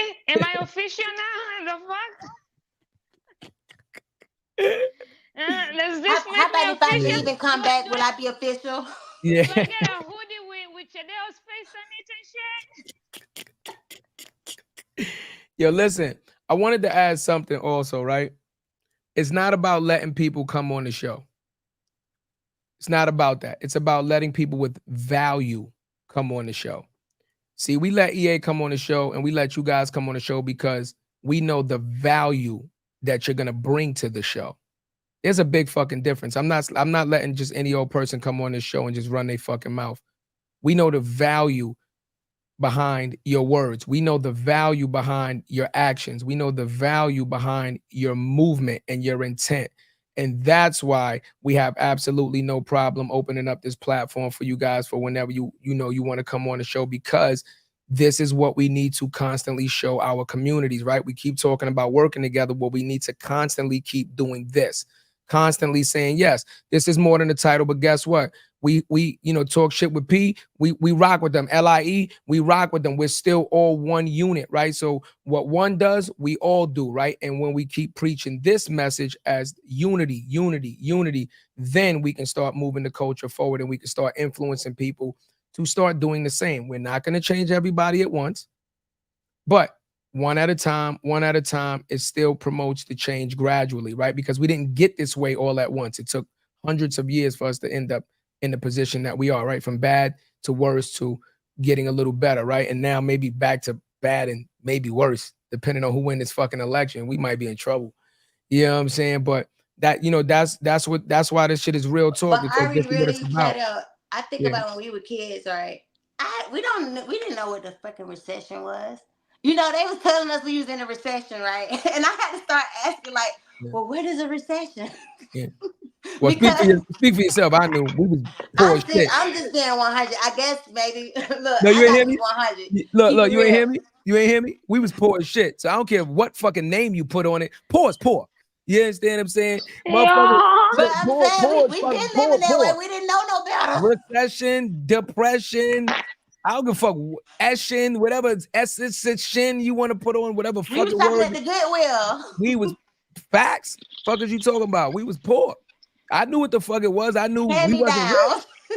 Bruh. What are you talking about? Right. But I wanna comment on something you said about not bringing everybody on, right? Yeah. And that's a good mindset, because most of the time when you start your podcast, you feel like the need to bring everybody on because you're so concerned about guests and shit, right? And then once you discover what your purpose is and what you're building, you now become very selective of who comes on your platform, because that's your brand, that's your baby. So today I woke up very bold, and I've been making bold decisions the whole day. I'm doing bold shit. My dad is very worried right now, but also I'm not going to say much because my dad is officially a fan of More Than a Title, so he listens to this shit now, so I have to be very careful. Daddy, you hear your daughter. Shout out to Pop, to the OG. He had amazing stuff to say about Jarrett and Chadeo. Yeah. I got on a call for almost half an hour. This man is just going on. I'm like, okay, chill. I actually know them, so okay, relax. But anyways, we love it. We love it. So I got this email, this message on LinkedIn about this guy and connected, and I was like, I'd like to connect. I was like, sure, what's up? And it's like, he gives me a summary of his story. And to me, that's not connecting. If you're right after the second message, you're giving me no. So I'm like, oh, this is a pitch. Okay, let me see where it said this. So it tells me all this shit. And I look at his profile, number one real estate, top one entrepreneur. Like, it's really big deal, So I asked him a question because he says he's going to bring value to my platform, right? And I asked him a simple question. What type of value are you bringing to my platform and my listeners? If you can't answer me that, I'm not going to give you the space. I don't care if you're top whatever. Like, there's so many top whatevers out there and full of bullshit and crap. Message. These days, as long as you have money for PR, you can reach any top whatever, So he goes, with my background and what you're doing and what you're saying, your podcast, how creating safe space, I feel like you can help me share my story. I'm like, okay, you're telling me shit I'm doing. I still don't see how that's value. Hell no, to the no. Bruh. So he doing the same thing. How he gonna take you to the next level? My listeners, and you probably haven't even listened to my podcast. You've probably seen things that I share on LinkedIn, and you're calling that listening to my podcast or stuff. But I don't see how that's value to my. It's like, I'm like, if you can't answer me that simple question, I don't know. It's like, what do you mean I haven't answered? I'm like, well, you're a top #1 real estate. You have a big audience. You said you want to broaden your audience. Why my audience? What exactly do you want from my audience? What are you bringing?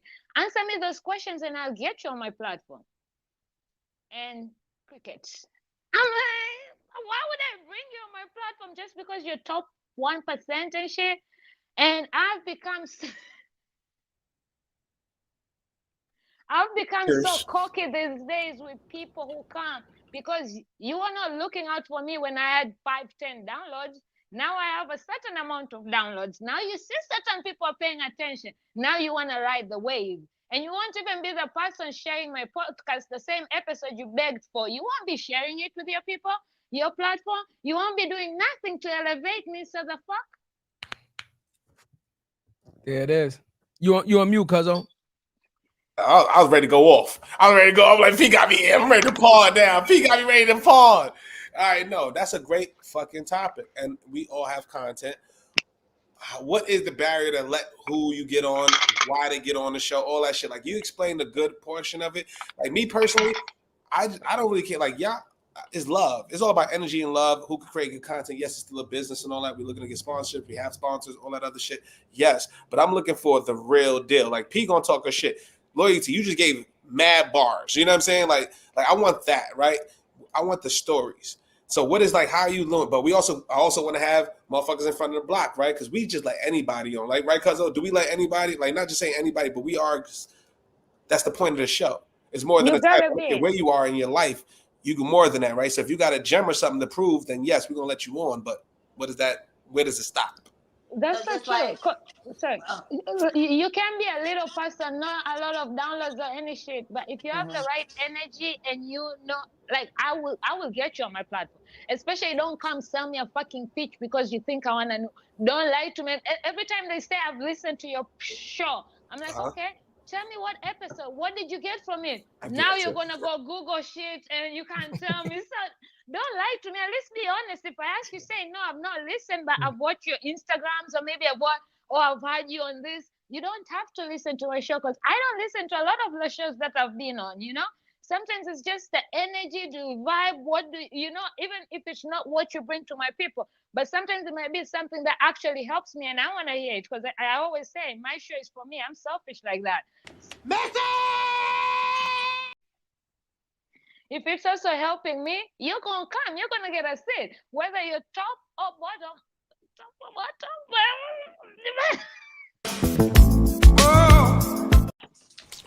Reversed it. Don't be pussy whip. Whip that pussy. Look.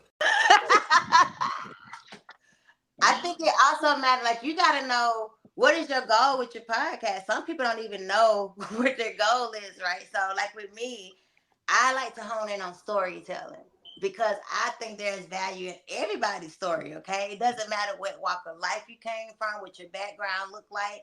Somebody can take something from that story, you know? So you really do got to know, like, what is your purpose of your podcast? If you just on there just to talk shit or whatever, then, like, you know, you got to be strategic with what you're putting out there, you know? So even with me being able to do storytelling, I'm still strategic. I still vet people because I don't want nobody just coming on there just talking out the side of their neck, you know? And if you don't have any value in your story, then what we really talking about? But you just said it too, though. Everybody has a value in their story. They do. Even and somebody needs to listen, hear it. Yeah. Somebody exactly. has to hear it. You come in with a whack story, we're gonna tear your ass up. we're gonna break it down. It's not a black and white answer. No. Right? Because life is not black and white.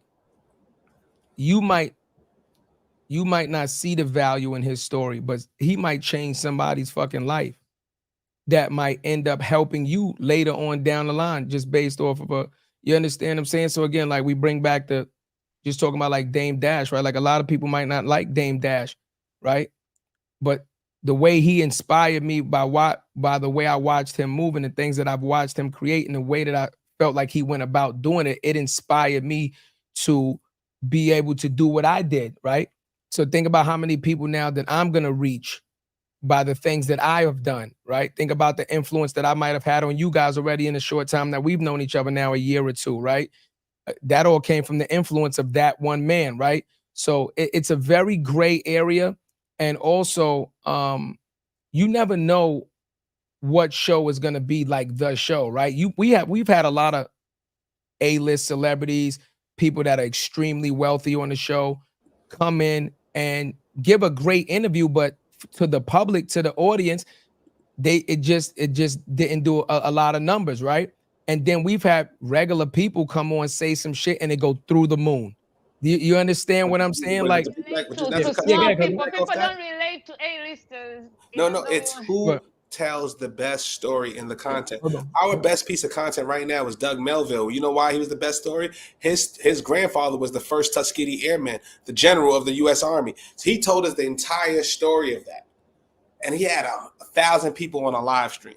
Then we have people, then we'll have like somebody like, I'm gonna be honest with you, Beyonce's, we had Dr. Knows. I love that episode. I thought it would go through the roof, but number-wise, it's not going through the roof, right? It's like we have some real talk episodes with just me and Cuzzo or you guys that have done better numbers. Why is that? It's whoever gets to the best story, whoever creates the best content, whoever has that energy. It's mad. You know when you got a banger. You know when you said the energy, Jared. And it's funny you say that because I don't do solo episodes as much, but whenever I do solo episodes, they float more than the episodes I bring guests who actually have amazing gems, amazing stories.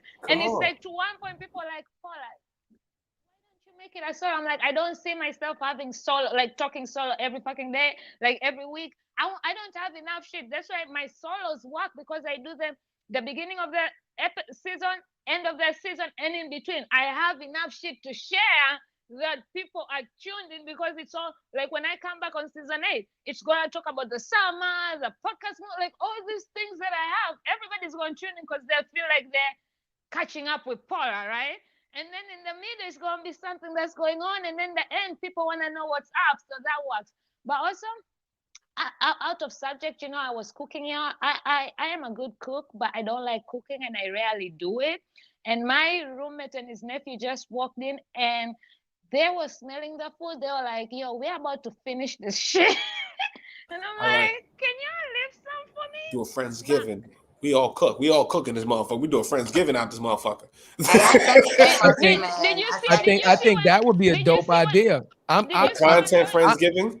I think, hold on. I really like that idea, Cuzzo. I think me, you, Paula, Loyalty, EA, I think content-wise, I think we should try to, if we can make that happen, I think we should meet somewhere in a state in the middle, get an Airbnb somewhere on a water or some shit. And I think that'd be phenomenal for content. Sign me up. Yeah, I think that would be dope.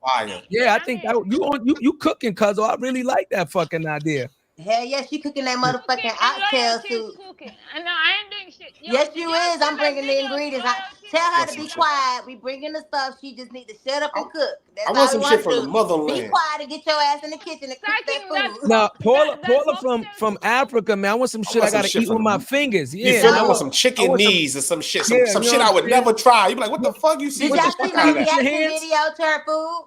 No. I want to eat with a knife and fork. I was like, baby, you can't use your hands on this. Right. You feel me? Did y'all see my reaction video? So we had the goddamn. She made some oxtail soup, right? We was going out. So she told me she promised she was gonna make this oxtail American soup. Kind of soup and shit. This is like the whole Tanzania. The motherfucking ox. Yo, look. Not the I'm tail, like, chick, I don't care. She told me, see, this why I don't show my friends. Like I said, girl, listen, it's too late. You shouldn't have goddamn showed me, baby, because I know.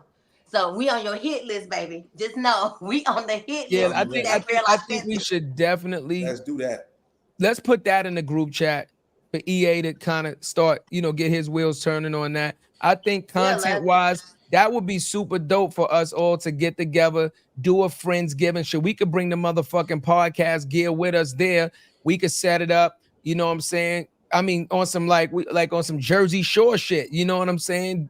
Get the content of us cooking and just having a good time. Like I said, maybe go to a place that has activities, outdoor activities. Maybe we could, me and Cuzzo we like to fish, right? Catch it, kill it, cook it. You know what I'm saying? I'm ready to get my own turkey this year. Right. Catch it, though. So y'all got to do the extra stuff, but I catch it. Yeah, I want to get the fish. I want to get the turkey. I want to get all that. I want to. I deep fries the turkey something terrible. You know what I'm saying? My deep fried turkey something terrible. I like the plan. We're gonna do this. But I do want to ask Paula, and I don't know if you're doing seasons too. Why are you still doing seasons? Because I think there's a powerful moment that we could. Why are you still doing seasons with your podcast? Well, to me personally, because I do need a break in between. Gotcha. And because I'm very strategic with every season, so when I take a break, like I take 2 months break. The 1 month is really just to concentrate on content and nothing to do with podcasts. But I do have replays going on. Like even right now, I'm on season, but I'm taking the IG lives I do monthly. They've been scheduled. They go. So new episodes still come out, but they're not part of the season. They're just in between. Gotcha. Just like when I was doing Shit Happens, the entire season 7 was the lives I was doing on Shit Happens. So I haven't actually recorded an episode in a minute, but the lives up because I just take out the audio and edit it and put it in there. But also it's to give me time to vet the people, to plan out my season, to vet the people like this, because depending on the season, I sometimes have around May, June, because it's always mental health, men's mental health. So I tend to lean more on the mental health instead of the creative side. So I plan who is on the mental health side, who do I want to bring? Do I want to have more therapists or more this? So it's just for me to plan, and because I'm also doing a lot of shit by myself with building the brand and the merchandise. I'm more on the merchandise, the brand. If I keep overdoing it, I might crash and not do anything. So it just helps because I also have a day job as well, right? Paula, you again, the epitome of work ethic. You heard what she said. I'm trying to balance this shit out, man. I got a fucking day job. I got a day job. You understand? I'm doing this shit by myself. I'm doing merchandise. She's going in and out of state repeatedly to events in person, despite having a job. She has a personal life. You understand? It's a lot to this shit, man. It's a lot. You know, I was just trying to figure out what season we gonna be on, Cuzzo. Like episode season 8. We met at season 5. What episode what season we gonna be on? We episode 67 of season 5. We on episode 67 nonstop. Real shit. No, I'm saying for her episode, for her season. I don't know, nigga. I'm tired. What you talking about? What season we gonna be on, Paula? What season? Just Loyalty felt me. Wait, I met these niggas in January, right? And they've been telling me, even when we talk on out, they keep telling me, we're gonna have you. And when did they have me? As of last week, right? So I'm just playing their game right now. You know, I gotta make them. No. We don't play games. Nope. No, y'all on season. No, y'all. This nigga got me parting my ass off. We don't play games. We parting our asses off. We running stream, y'all. They tired of us. Just waiting for that link to come and bless me, and that's why now every time I see the link, I be jumping on because I waited for this link for a motherfucking minute. Okay. Yo, I'm just saying, Paula, real quick. Oh, we got brother Graham that jumped in. Hold on, brother Graham. We about to bring brother Graham in. No, this is for the special. More than the title. We're gonna talk this debate. We're gonna rock culture. We're gonna talk about everything. This brother is the real. That's a fact. But listen, Paula, we like Hans ketchup, baby. You know, you got to wait for it to pour. You know what I'm saying? You got to wait for it to pour. You know what I'm saying? We're like Hans ketchup. I went very. You didn't like that? I thought that was good. The tone was kind of sexual. I don't know where we went sexual. I didn't say sexual, but I didn't say sexual. That just sounded like a pour. You gotta wait for us to pour. You know what I'm saying? No, the way he said it. I'm just saying. You know, remember they used to do the ketchup commercials where it's like. No, I don't like the tone. I want to give you. One because I'm still on the live, and then I don't know. Then I kind of want to give you this. What the is wrong with this guy? I love you, so I don't know. What the fuck happened? It wasn't good. The ketchup joint wasn't good. No, some of them land, bro. That was a single. So you hit home runs. That was a home run. You hit home runs. You can't bat 100. You're Aaron Judge. Right? Now let's bring on brother. Oh, we gotta bring on brother Graham. There he is, man. Oh man, brother Graham. Hey, Graham. What's going on? Sorry, I'm trying to get my headphone situation right. It just ain't right now. Okay, go ahead. So listen, really quick, ladies and gentlemen, before we get into this thing with brother Graham, we've been talking about Black Week. We've been promoting it. A lot of people have been asking us what's going on. with Black Week. So we're gonna show you guys a quick promo video really quick while Brother Graham gets situated on what to expect. On what to expect. Y'all at home. Yeah, and what to expect from Black Week and from the curators of Black Week. Here we go. The current state of inclusion in this space is bullshit. Black Week is a place where we can start to demystify Black ownership, Black wealth building, and our place in changing the narrative of advertising. The objective of Black Week is to create a platform for the conversation. I'm super excited to just say what we say in the group chat because we are the only ones in the way of what we can get to. The reality is no one is coming to save us. We have to come together and demand it. There's a reason why unions were formed. There's a reason why people come together so that their collective force is an undeniable voice, right? There's this fear that we want what's theirs, and that's not the case. It's about a fair opportunity. We want to get together and celebrate with each other, but this isn't about participation trophies. This is about action. Black Week is an opportunity for us to come together to realize our collective strength and power in this world.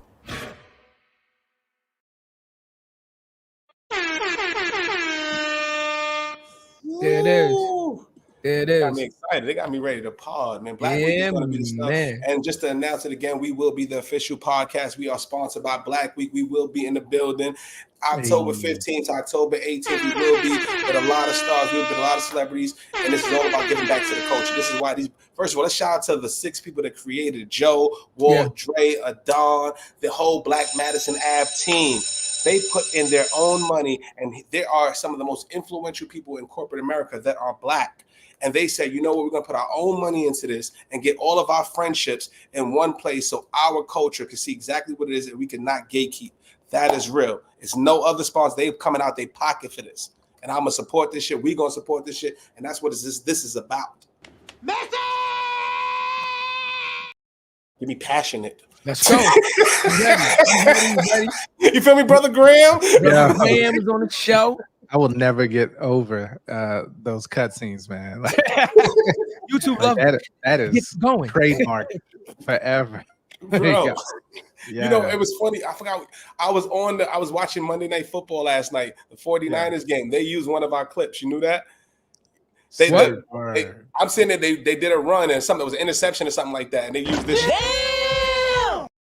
Nah, no way. Stadium. No way. In the stadium. No way. I kid you not. In the stadium. Oh, 49ers. You my team anyway. Send some fucking tickets, man. Yeah, come on, cut that out. Yeah. Call the lawyers. Sorry for the Jets. Call the lawyers. What are we doing? Yeah, call sorry for the Jets. Yeah, please don't call Marlon. We with the Wayans. Sorry for the Jets. We with them. And I'm a New York fan, but sorry for the Jets, man. No, but I love this. Yeah. So, ladies, I would love to introduce you to our brother, John Graham Jr. He is a phenomenal brother. These are our sisters. This is P. She has one of the top 5% biggest podcasts globally. Talk shit with P. That's a fact. And it's infectious. She's from the motherland. She's our sister. We love her to death. Same thing with Loyalty, LIE nonprofit. She's an author. She's a creator. She is an entrepreneur, mom, sister. She embodies the more than a title. And we love to have y'all all together, man. Straight up. Facts. Yeah. You didn't say it right, sister. Talk shit with P. It's a pleasure to meet you both. Pleasure to meet both. Definitely a pleasure to be here with you as well. And just your movement, what you're doing, I think is very courageous. We got to see more of it. So thank you. You see, I was going to talk some shit and then Loyalty made some sense. I was going to be like, it's nice to have a light-skinned brother in here. Oh, no. She don't get you, brother. He's colonizer, brother. No, brother. He's anti-colonizer. Graham loves Brother Graham. No, bro. No. Sorry, Graham. I'm listen. You know me very quickly, very well. Yeah, we love Brother Graham because if it was anybody else, P, you say some shit like that, you get I never liked you anyway, pretty motherfucker. Brother Graham, he the original G Money. Come on, man. Original G Money. We on this fucking show. He wants to get back to the culture. It's okay. I love chocolate anyways. Oh, well, there's various hues of chocolate. I'm using that. There's various hues of chocolate. Message. Diver. I think we got different flavors right here. Look at these. Look at the different flavors of chocolate men right here. You know what I'm saying? Look. Let's call it out. Look how politically correct he corrected your ass. I know, right? With the nice vocab, there's various hues, my lady. Queen, he said he likes chocolate. We got caramel over here. I'm gonna keep it out with you, brother Graham. Yes, sir. I'm be honest with you, man. Like, this is why you gotta talk to motherfuckers that's educated. In the hood, motherfuckers ain't using the word hue. Especially when they from the same hue as you. Come on, man. He's nomenclature in a sentence. Yeah. He's nomenclature in a sentence. Because of brothers like you, brother. Not casual combo, huh? No. The nomenclature was mad funny, bro. I love that shit. That was mad funny. I gotta clip that. He used nomenclature in a sentence. That was That's what I'm trying to tell you. Right. Well played. So, Sister Paula, are you in South African descent? Why? No, I was asking.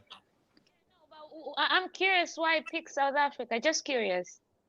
I've been like people have guessed different countries, never South Africa. So that's why. Okay, got you. Yeah. Is it because of my hair? Because I know South Africa have weird, crazy hair.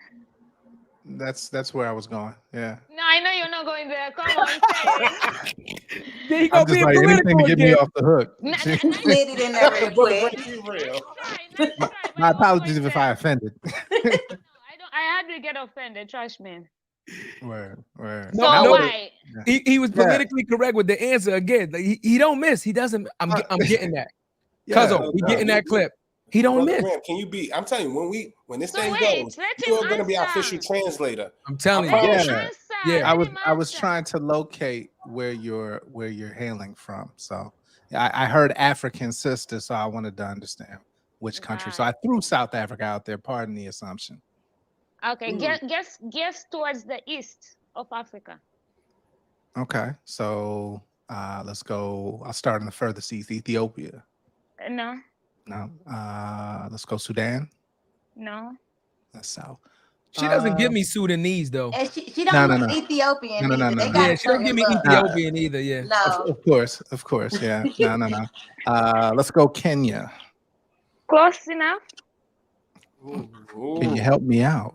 Tanzania. See, I'm about interdependence, not independence. I was gonna say it rhymes with it. Kenya, Tanzania. Starts with a T. Okay. Gotcha. Beautiful. It would have been a good time when we get to produce. We have that map of Africa, so we can see how far off we was. I mean, that would have been a perfect time for that production. Like Morocco. Could have played Hangman on that one. You feel me? I was gonna get all of them. on the continent. She left me hanging, but we got there. That's what's up. And Loyalty, where are you from? ATL. Oh, shouty. ATL, shouty. Okay. I'm mad at it. That's like ATL, not like ATL, Alpharetta. the dirty not from South. Lithonia. Zone 6. If you don't know the zones, then you're not from Atlanta. Okay, just put it like that. You zone 4, zone ain't you? 3, zone 1 through 6. You zone 4. You can't be zone 1 through 6. You in the same zone as Gucci. Zone 6, East Atlanta, all day. Gucci. Okay. Okay. Zone 6. I knew Gucci. Word. That's what's up. What's zone am I, Loyalty? What zone am I? Hold on. I had to turn my camera off. You ain't even in Atlanta, girl. Sorry.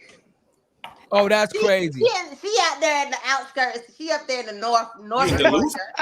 North Springs. That ain't Atlanta. Yeah, Marietta. Yeah. Alpharetta. Oh, Mountain. It's not like I love you, but that's not Atlanta. But why are you lying? Girl, it's the truth. I've been here my whole life. You ain't from it. You ain't in Atlanta. Am I in Marietta though? Why are you lying? She from She ain't in Marietta, but she ain't in Atlanta either, y'all. Okay. Can't rap too. Well, listen, you can be a close representative. She on the outskirts. She's close enough. I represent Tanzania, baby. There it is. Hey, listen, Pete. It's the same as like when people be like, I'm from New York, and I be like, where you from? They be like, Albany. I be like, yeah. I mean, you're from New York, but you're from Albany. And I just don't want to argue. Y'all heard Amarella. Amarella said it perfect. Decatur ain't Atlanta, okay? DeKalb County ain't Atlanta. Clayco is not Atlanta. Riverdale ain't Atlanta, okay? They all these people want to claim Atlanta, but they're not really from Atlanta. All those places she's mentioning, I'm not there. But keep going. That's why I say I ain't gonna put your stuff out there. You want to put your business out there? No, I don't. Oh, okay. Not today. Not today. That's not what this platform's for. We're not doxing each other today. No. Just know it's not Atlanta, y'all. That's fucked up. Atlanta people, but Let's outside get they got fans.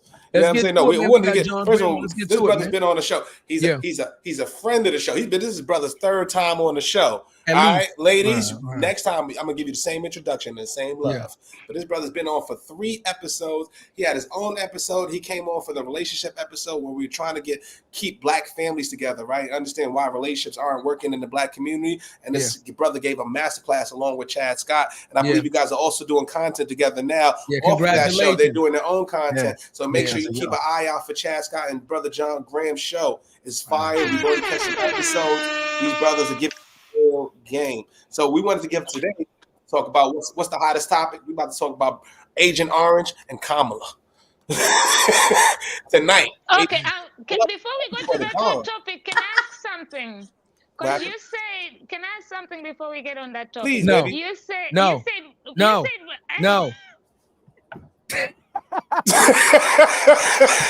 How that happened? How the fuck did that happen?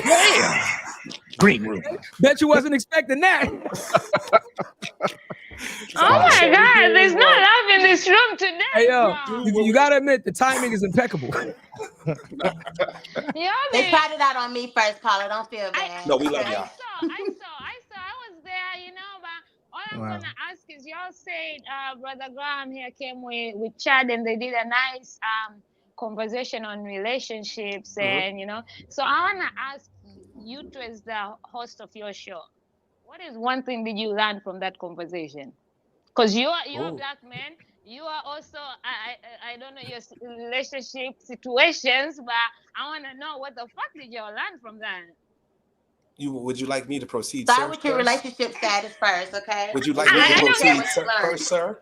Or do you want to think about the answer? I proceed. Oh, me? No. No. I proceed. The show. I'll be a Huckleberry. Wait.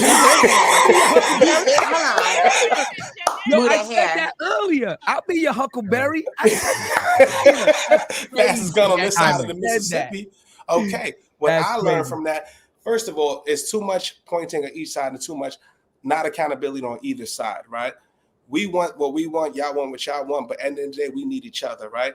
I know in my personal situation, it made me look at it and be like, I need to find somebody who's like-minded like me. It's not that my way is wrong or somebody else is wrong, but I also can't make a circle fit in a square peg, right?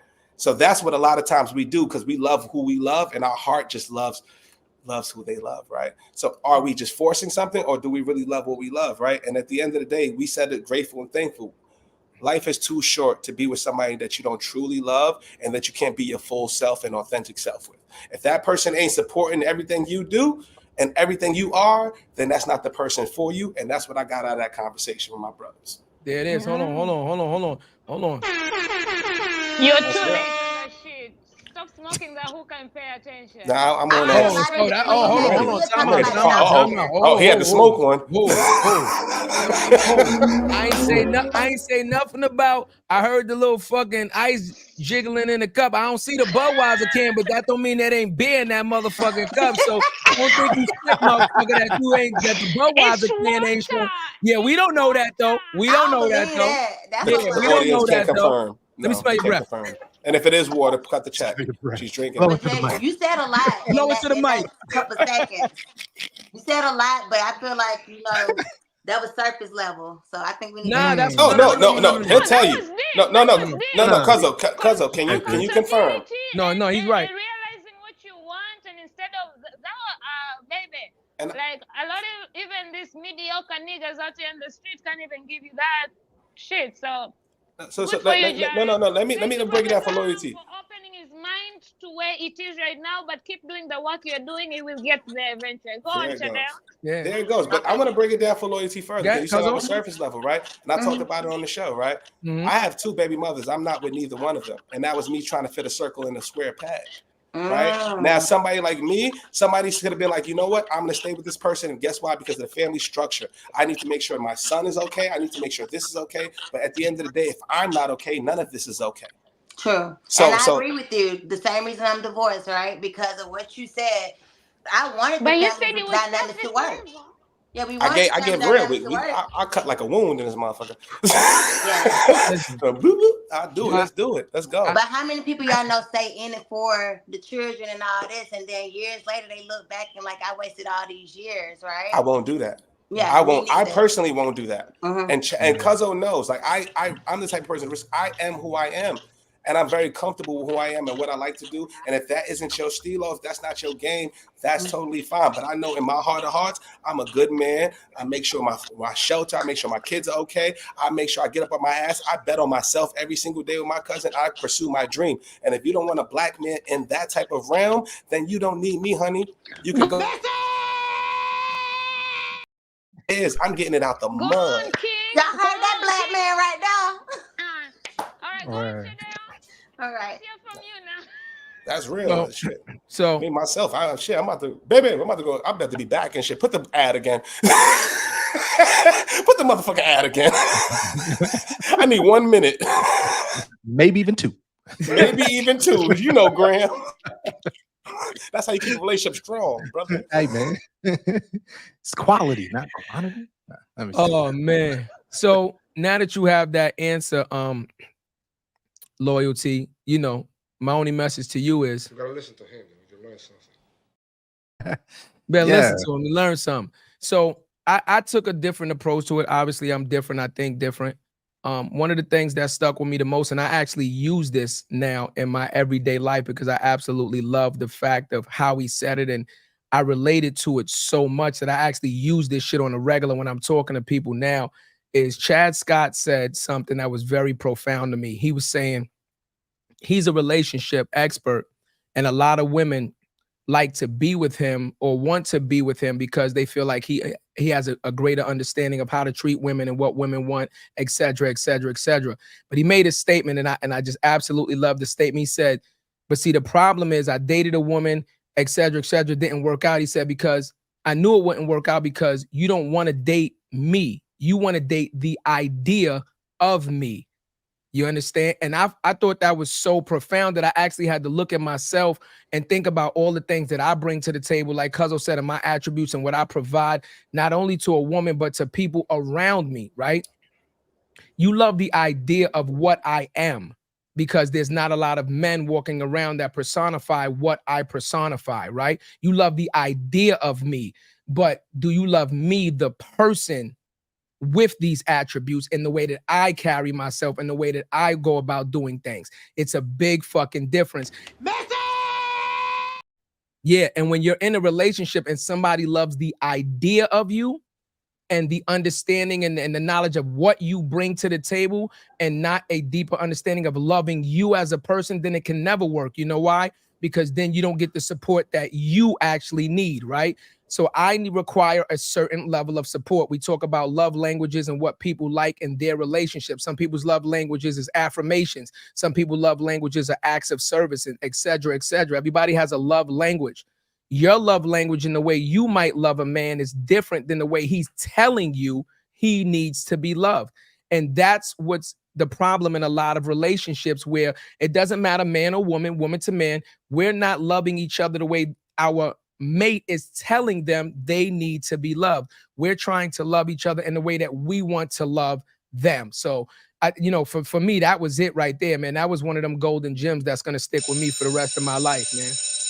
I like how you put that, because it sounds like just like in life, people put false expectations on their mate. For one, happiness starts with you, okay? It's an internal thing. It has nothing to do with another person. It has nothing to do with anybody else. It starts with you. So when you start looking for this person, you saying, this person not making me happy, and I'm not happy because they did. No, you're not happy because you're not happy with yourself, okay? Yeah, it is. And that's the problem right there, because you're putting this stuff on this next person, but you're not even looking for within, like, what makes me happy? You don't even know what makes you happy. So how are you going to know if this person is making you happy or not when you haven't really identified who I am. Like, who is loyalty? What does loyalty enjoy outside of the companion of this or that person, you know? And then I feel like I've heard this a lot of times. Do y'all hear this in relationships where you have the male and the woman, and she'll say, I gave him my whole life just to be in this relationship. Why did you? Just because you came in a relationship don't mean you don't have your own goals, ambitions, own dreams, right? You don't lose sight of that. And that's the reason. So when I went back to school and stuff, my ex-husband was like, oh, I'm being selfish. Maybe I am being a little bit selfish because just because I came in a marriage, I still wanted to graduate high school. I still wanted to get my bachelor's degree. I want to teach my kids things. So you may look at it as selfish, but these are goals that I already had lined up for myself. And just because we became one into a relationship, I don't just give up all my goals. Now, if you chose to do that, then that's on you. I never told you to sacrifice your goals and your ambitions and your dreams, all right? I still want you to push for that, but you felt like, oh, because I'm in this, I got to sacrifice. No, you do not. You should have just stayed on course. Stay focused on what you're doing. I stay focused on what I'm doing. So when we come together, we're stronger. And now we are able to build an empire, but he didn't see the vision. So I was growing. Can I ask you something? How long does it take for us as people to identify the right person? How long does it take to identify this motherfucker's on his shit or not? Wait, before you answer that, we got some comments from Instagram. Instagram going crazy. I'm sorry. Yeah, Instagram going crazy. You know, they love this relationship talk shit. So, you know what I'm saying? My man G said, and in time, people evolve, right? People evolve and people can increase the level of love that they want or need, which is absolutely correct, right? You can meet somebody, loyalty, like you said. I don't know when you got married, but you said like graduating high school. So I'm gonna assume that maybe it was like younger in your earlier days. A lot of people get married early where they don't truly know who they are as a person yet. And you enter into this relationship, and let's say kids come around and things of that nature, and you want to do the right thing. You want to provide for your family, etc. But as you grow, as you evolve, the question is your partner evolving also? Now, you don't have to evolve in the same direction. This is extremely important. Evolve in your own direction. I can evolve in my own direction, but if we have the same goal as a team, if we have the same premise of where the perspective of where this relationship needs to get to, then you still make it. The problem is, one, the speed of evolution for people. Some people evolve very, very rapidly, and others take longer, which now creates a gap. Right? Where now you start looking at each other and you're like, damn, this ain't working out. You don't like each other no more. Well, because you're evolving and the other person is still evolving, but at a slower rate. And number two, what do you see in this relationship? We might have wanted this at 18, but at 20, you don't want this anymore.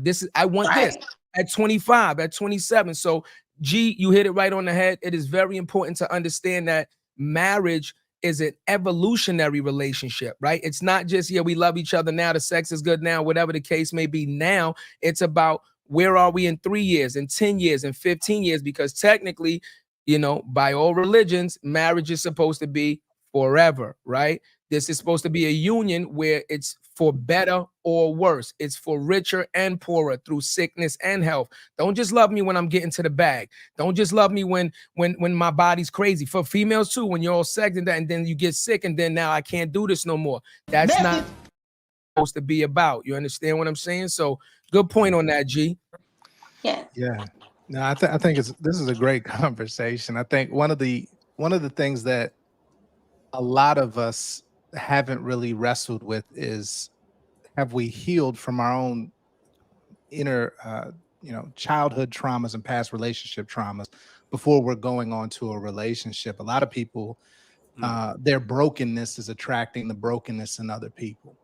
And when you get that together, expecting for two people to come together and then heal that or fix that, it's impossible, right? So one of the things that I'm working on, and I alluded to it on the show when y'all had Chad on. I can talk about it now. It's a platform, an intentional dating ecosystem specifically for single, healing, self-aware Black professionals who are seeking marriage. And the fact of the matter is, if we were married at a rate of almost 80% pre-Civil Rights Act integration, and now today, post 1978, we're hovering around 29% marital rate, the least married of any racial group in this country. How do we go from the most to the least within a span of 60 years?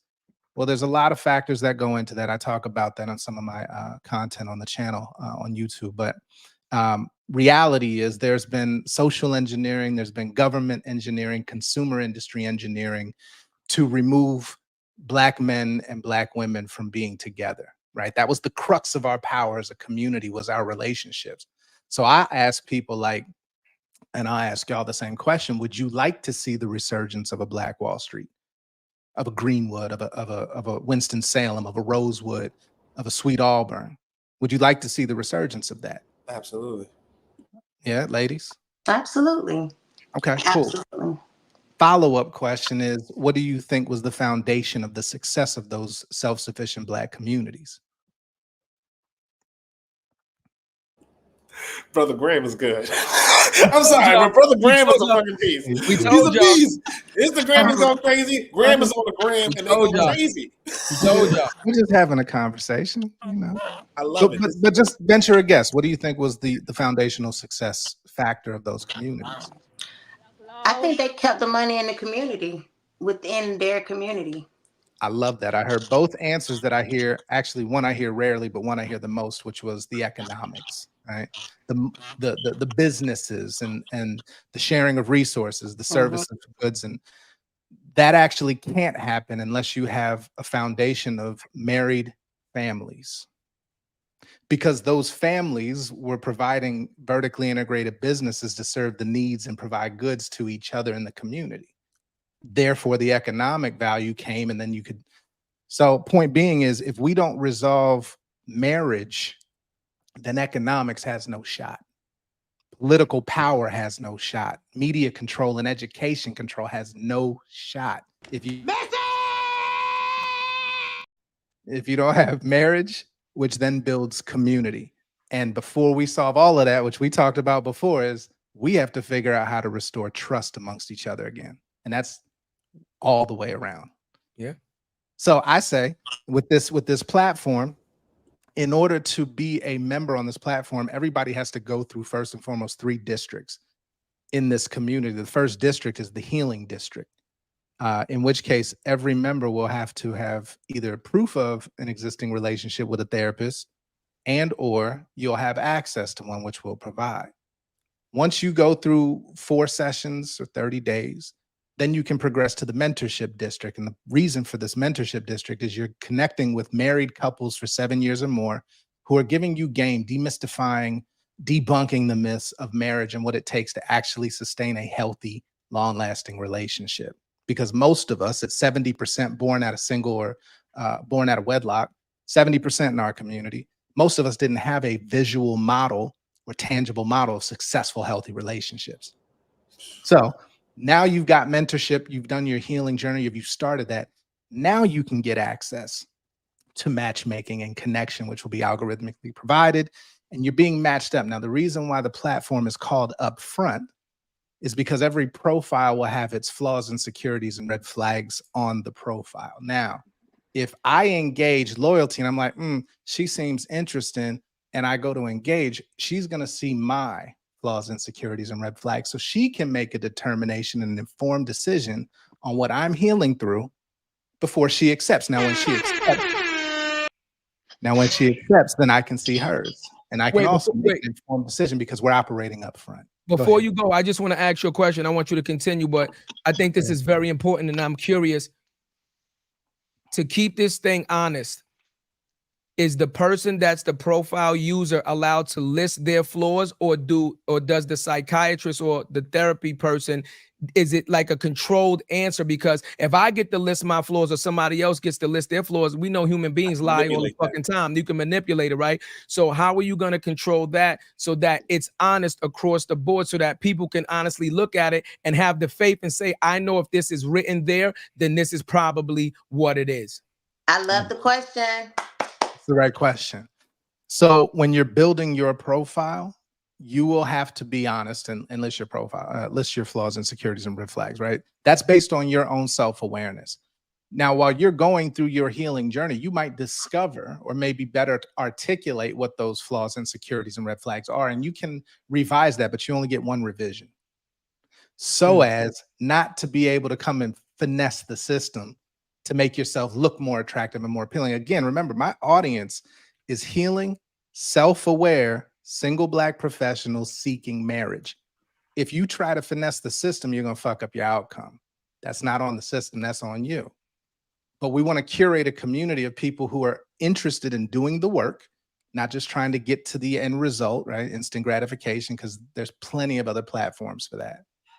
And there's different subscription levels, which will give you different access to events. So in that connection district, you're also beginning curated dinner parties. You're getting group dating events. You're getting singles retreats, right? With people who have already gone through a healing and mentorship journey as well. So you're getting vetted relationship connection opportunities. I have a question real quick before you continue, to come back to the registration part. Because you said they're going to go through healing and therapy and healing by the time they fill up their form. But that doesn't necessarily mean there's certain flaws they want to be honest about. So once they feel that, do you guys, like, before you approve, do you look through it with their file from peers to approve, or they just fill in and go through? Yeah, this is based on accountability, self-awareness, and that trust you're bringing back. You're trying to bring back. Okay. That's it. That's it. Because if you're going into it in bad faith, then obviously there's going to be, right? So there's going to be consequence mechanisms as well. Behaviors don't change without consequence or reward. That's real. That's human psychology. So if somebody gets through, right? Let's say they finessed the whole system, got all the way through. When they encounter people and those other people experience them and they see that there's not a match or alignment between who they said they were, who they are, and who they actually are, there's a reporting mechanism for that, right? Because we need to maintain the quality of our community, something that we've gotten away from in these past 60 years. We used to do that on an outside world, right? If you were acting a fool in the streets 40, 50 years ago, somebody down the street had license to hold you accountable and snatch you up. Take you home, showcase what happened to your parents, and then they're going to tear you up. Well, that accountability as a community is gone right now because we don't trust each other. So on this platform, this is trying to build that Black community of the future by facilitating 1 million Black marriages. Well, wait, hold on. Whole time out. Yeah. Listen, Brother Graham, I know you shoot for the stars, but god damn. Brother Graham, go do Brother it. Graham said 1 million. Brother Graham is not officially sponsored by Born with a Title. He said 1 million. I'll credit my marriage up front, okay? I'll be one of those millions of yours. I love it. Are you gonna have a beta testing version of this program that you are willing to open up to select people to kind of give you feedback on their experiences through there to kind of help you fine tune this thing? Because most programs and applications always go through a beta testing phase, right? Sure. Because before you launch this thing, you want the feedback earnestly from the community to say, hey, this was my experience with it. Because with that feedback, you can now tweak what's going on, give you some ideas on how to improve the services that you're going to offer. Are you going to offer a beta testing program? Brilliant question and absolutely correct. Yes, it will be open via invite only link when we're ready to launch. There's an AI component I didn't mention that will serve as a companion to both the Black men and women who are on this platform. So for Black women, you'll engage with Zora, who will be a Gen AI companion, and you can engage, connect, ask questions, talk through approaches, challenges, things of that nature through each district. And brothers will be able to engage with Langston, who will also serve as a companion. So this Gen AI always on companion to help navigate through your healing, mentorship, and relationship journey will also be there. So yes, first and foremost, building, seeking a chief technology officer. We're building the team. We're about to go into capital raise mode. So I'm going to put you in touch with Natalia Williams, who we had on the Absolutely, show. yeah. Technology officer at Hootsuite. Yeah. She helped build the product. So I will make that connection tomorrow. Please text me. On it. I just want to say, I want to be among the, I know it's invite only, but I'm shooting my shot because I'm trying to get myself a very good, great black husband, so and I need to heal. I got you. I gotta follow up though to the discussion, right? So what's up? I've been single for quite a while, right? And I know I've done my healing process. I still go to therapy. Every Thursday I have an appointment, okay? Now, I guess so from somebody like myself who has tried like social media dating, I put myself out there because I did Facebook dating. I actually found somebody who I felt like we connected, and I didn't just automatically just give them my number or anything. We actually stayed on the platform. We built rapport. We asked a lot of tough questions and everything. So I felt like we vetted each other well enough. Okay. And then it got to a point where I felt comfortable enough. I gave him my phone number. We even did FaceTime before we actually met in person. All right. Now, the person who I met online, amazing. We talking, the first time we actually met in person was probably 4 months after all this back and forth, conversation, late nights, the whole nine. But the person who I met in real life was not the right representative. I'm just like, okay, and it's very unfortunate because it's like you don't went through all this work. Hell no. No. I love you. But red flag one more. First of all, I've been FaceTiming you no 4 months. It's gonna be 4 days. No, I wouldn't allow it though. That was on me. I wouldn't allow it. Wasn't even about that. It wasn't about his appearance. So let me be clear. Appearance wise, he was that. He didn't catfish me on the appearance. I mean, 4 days. 4 months. Okay. It had nothing to do with appearance. He looked like he's supposed to, the whole nine. So physical appearance was difference. not I'm just saying, loyalty is a big difference between Jarrett and Jeffrey Dahmer. Jarrett will give you 4 days. Jeffrey Dahmer will give you 4 months. It had nothing to do with that. It was the lies. It was the deceit, the deceitfulness. You understand? P, I hear you jumping in. What's up? Yeah, go ahead, P. The same state. Were y'all in the same state, loyalty?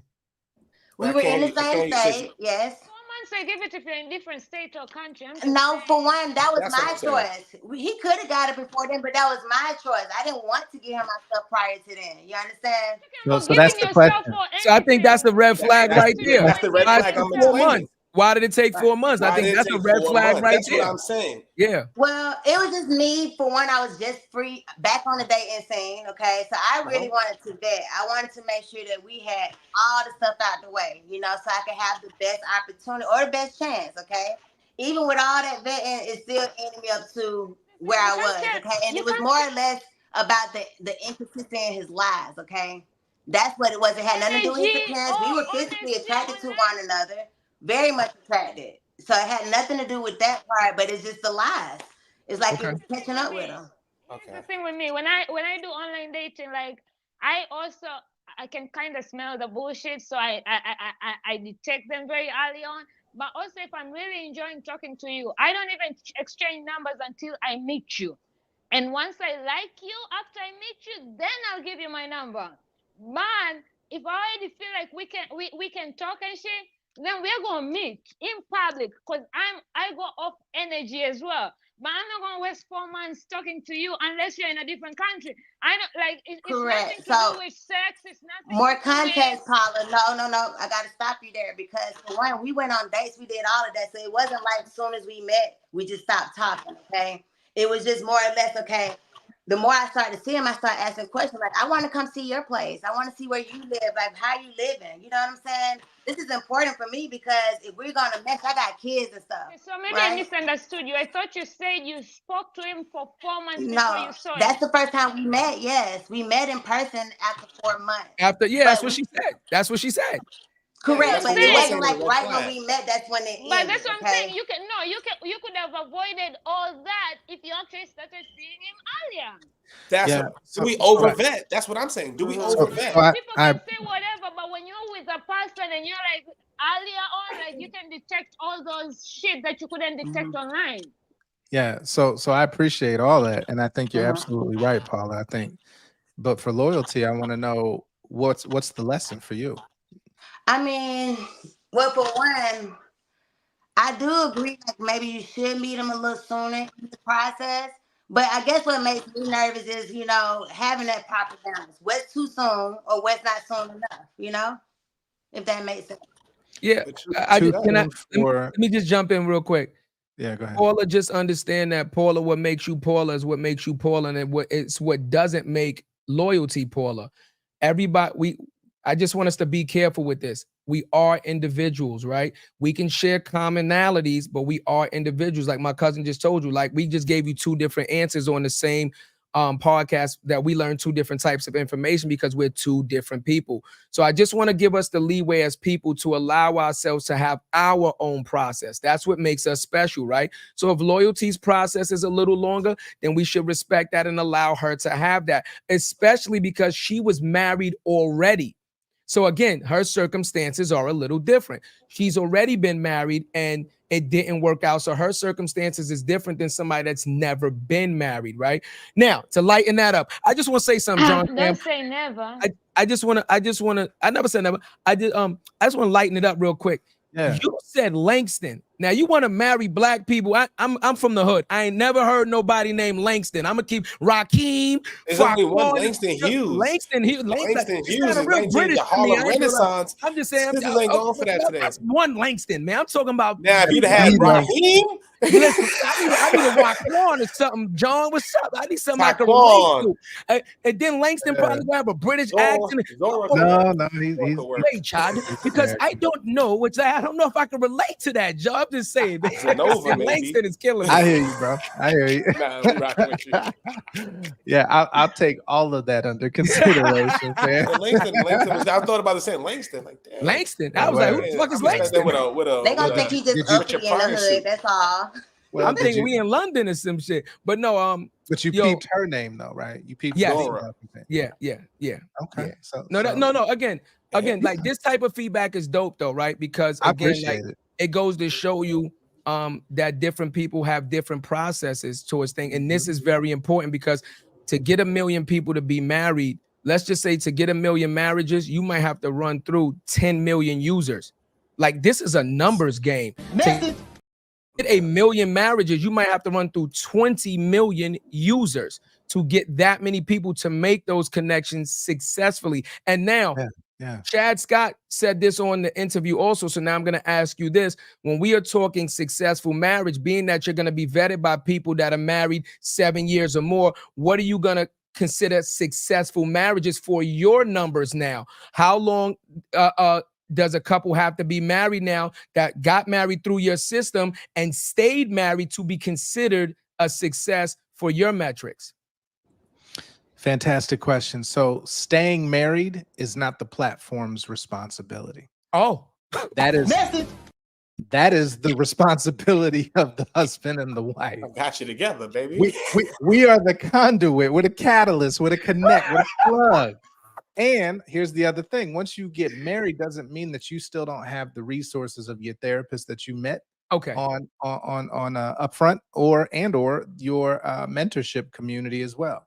So we're a resource ongoing, right? For those who are alumni of Upfront. So the intent is not to just get you married and we never see you again, right? We want you to come back, share your story. We want you to, continue to engage with your therapist because you will need that. You know what's crazy about that? There was a Black Mirror episode with the same type of technology implemented, right?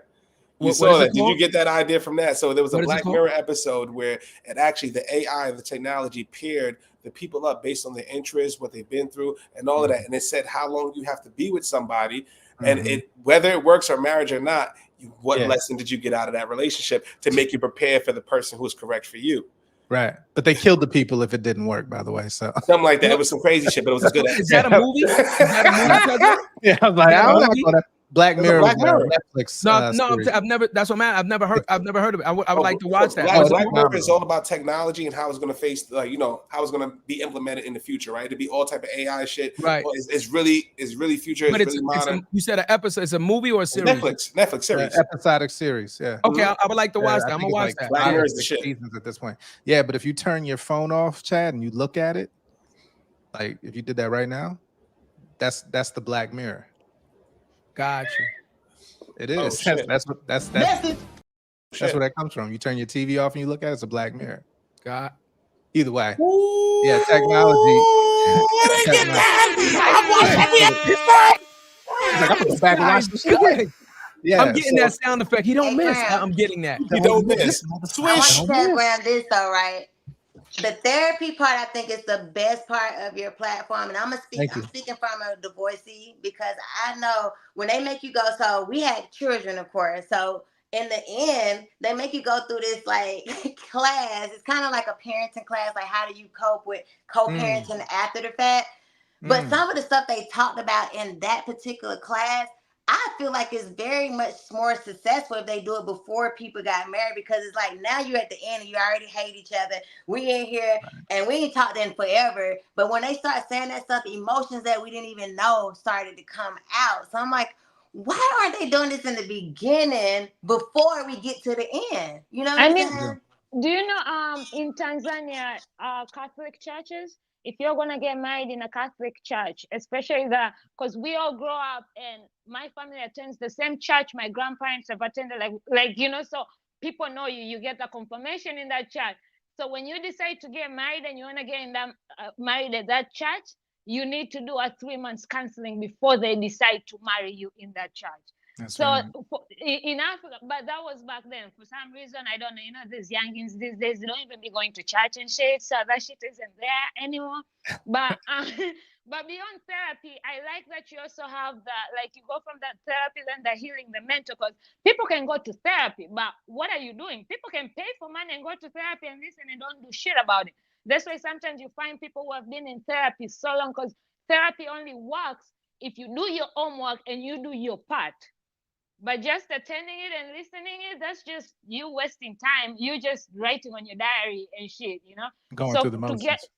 So to go from there, especially people who have never been to therapy or don't know how that works, then you get this mental aspect to walk with you through all that as well. I think that makes it best of both worlds. So it's a powerful statement, P. Dot too, and P. I agree with you, and we might need arranged marriages in the Black community. What the hell are you talking, bro? I saw that coming. I don't know. Let's talk about it. It's not a far-fetched concept. I mean, if you think about it, we are as American Black folks in the diaspora, we are one of the only cultures that has no structure or standard approach to marriage.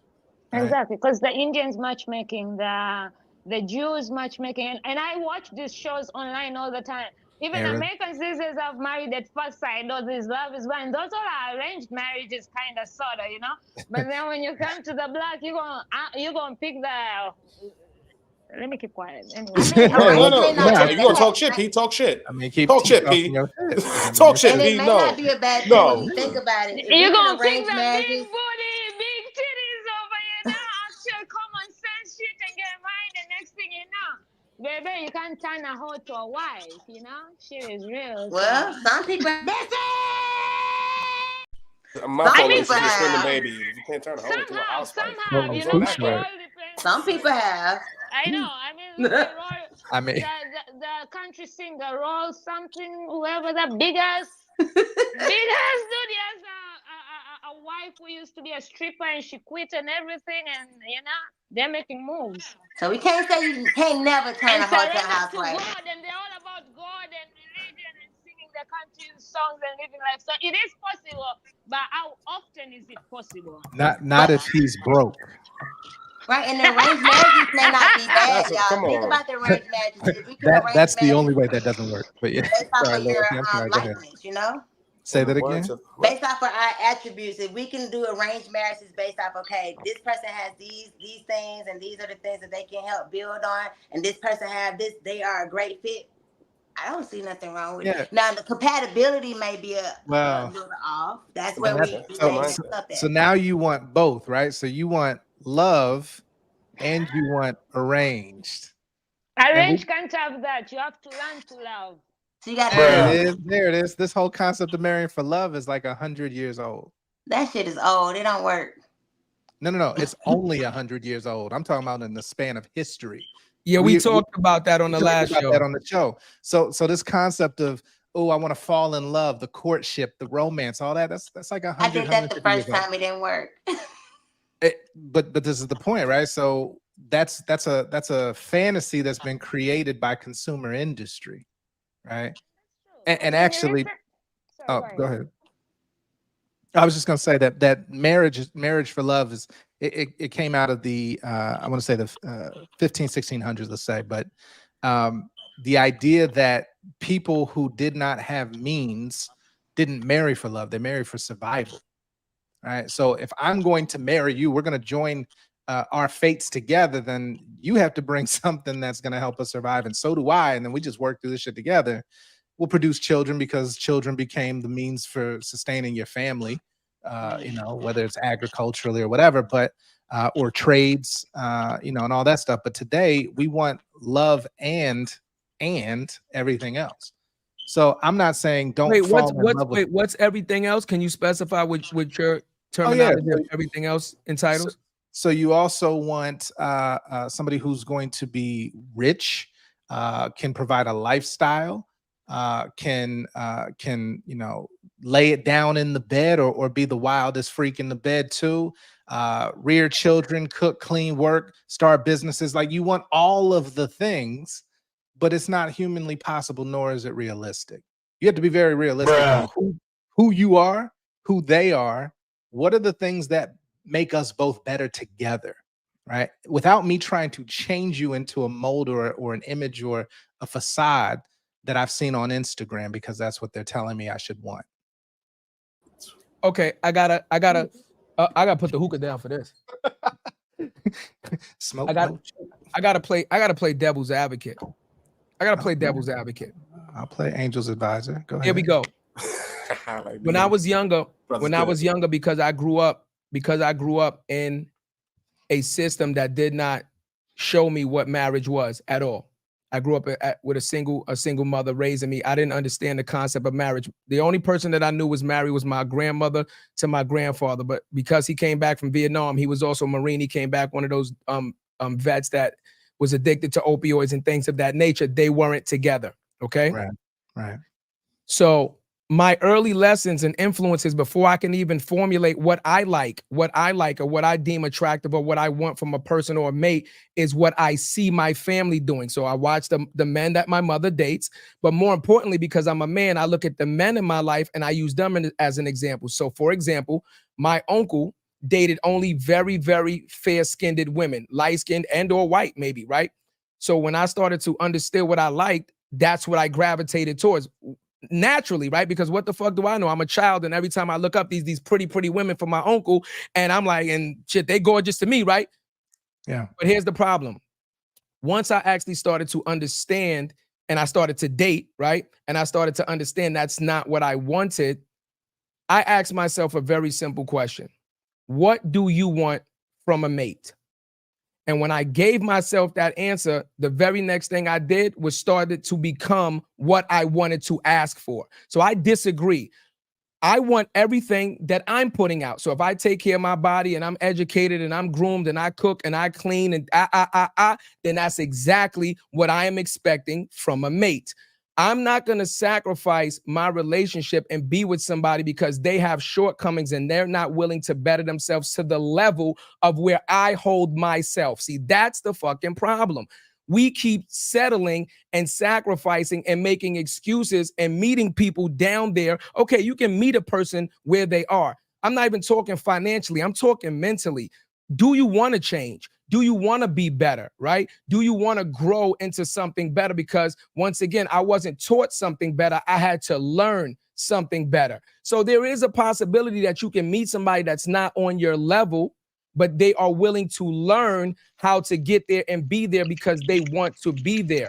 But what I will do is I will refuse to be involved with somebody and know that I'm holding myself to a level, because, right, you said the black mirror. So if I turn everything off, the man in the mirror, like Michael Jackson, I'm looking at myself. So if I'm all of these things because I work hard every day to be these things, not because I have to, but because I want to be, then you goddamn right I want somebody that is going to be the same. So the saying that I use right now, like what I said with Chad Scott, is I'm not looking for a pretty passenger. I don't care if you seated in 33A or 1A in first class. I'm not looking for a pretty motherfucking passenger. What I'm looking for is a co-pilot, because God forbid everything's on my shoulders, right? As the man, the provider, the protector, blah, blah, blah, right? Back in the day, the women used to stay home and be home providers. The problem with that is if I fall ill, God forbid something happens to me physically, if I'm the only pillar holding up this house and I fall, what happens to the house? Message. Beautifully stated. Let me ask you a question in response to your question. If you are the provider and the pillar of the household, it is also your responsibility to ensure the future is provided if you're not there, right? So then that means you have to set up the infrastructure so that your business operates when you're no longer there. Just like in business, if you don't have a business that requires you, that doesn't allow you to leave and come back and it's still running, then it's not a business, right? So in your marriage, you do carry that weight. As they say, pressure is for shoulders, not for hips, right? So you carry that weight, but you also plan ahead and set up structures. And this is where we need to learn also, what does it look like to set up a living trust? What does it look like to set up life insurance and coverage? Additionally, you don't want, and I'll just say this and I never shared this, I am celebrating 15 years of marriage on the 19th of this very month. There we go. And my wife is a stay-at-home. I'm saying this not to flex. My wife is a stay-at-home wife. Flex, please. She homeschooled our children for the last 4 years. That amount of pressure is real. It's palpable, Chad. So I want to acknowledge, I want to honor what you're saying because I live it. But it also forces me to think beyond right now and putting the pressure on my wife to go out into a workforce where she worked for 20 years in HR. But I saw it break her down to the studs to be in environments that are psychologically unsafe, right? That put her at risk every day of mental health. So I took that on my back and said, well, cool, you stay home. And what we talked through together was, what does that role and responsibility look like now?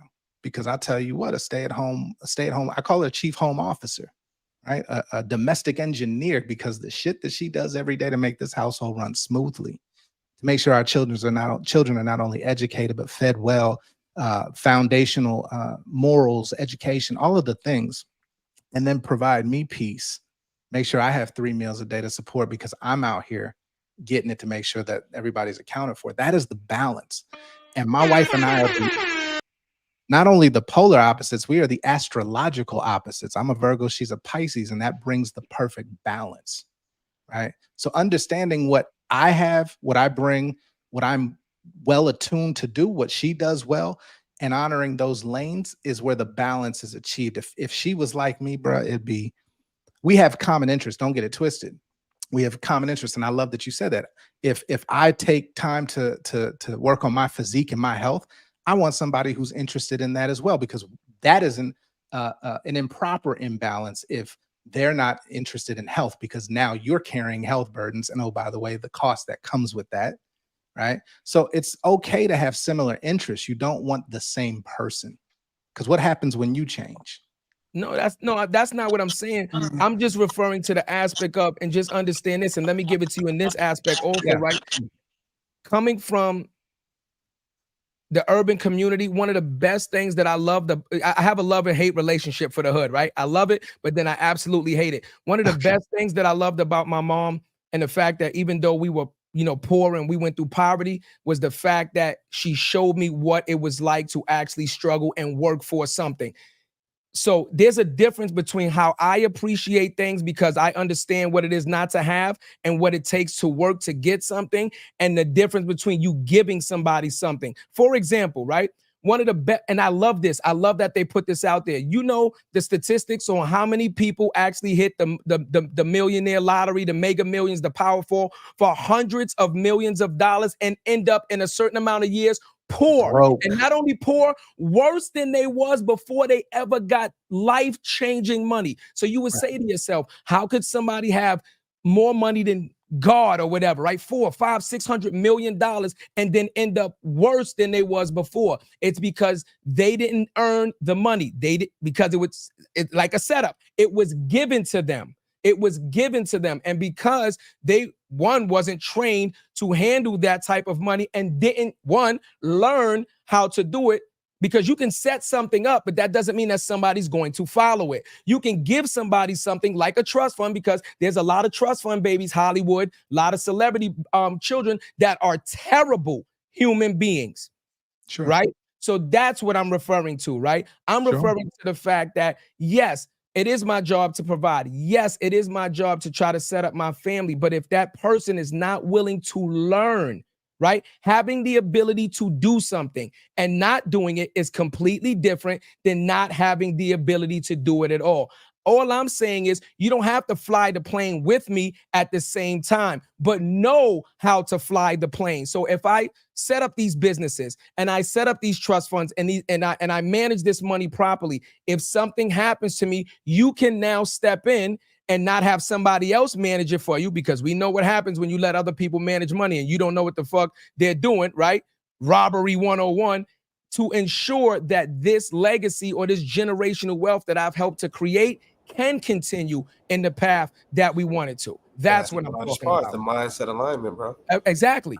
That's what I'm talking about. The mindset alignment is the hardest part, bro.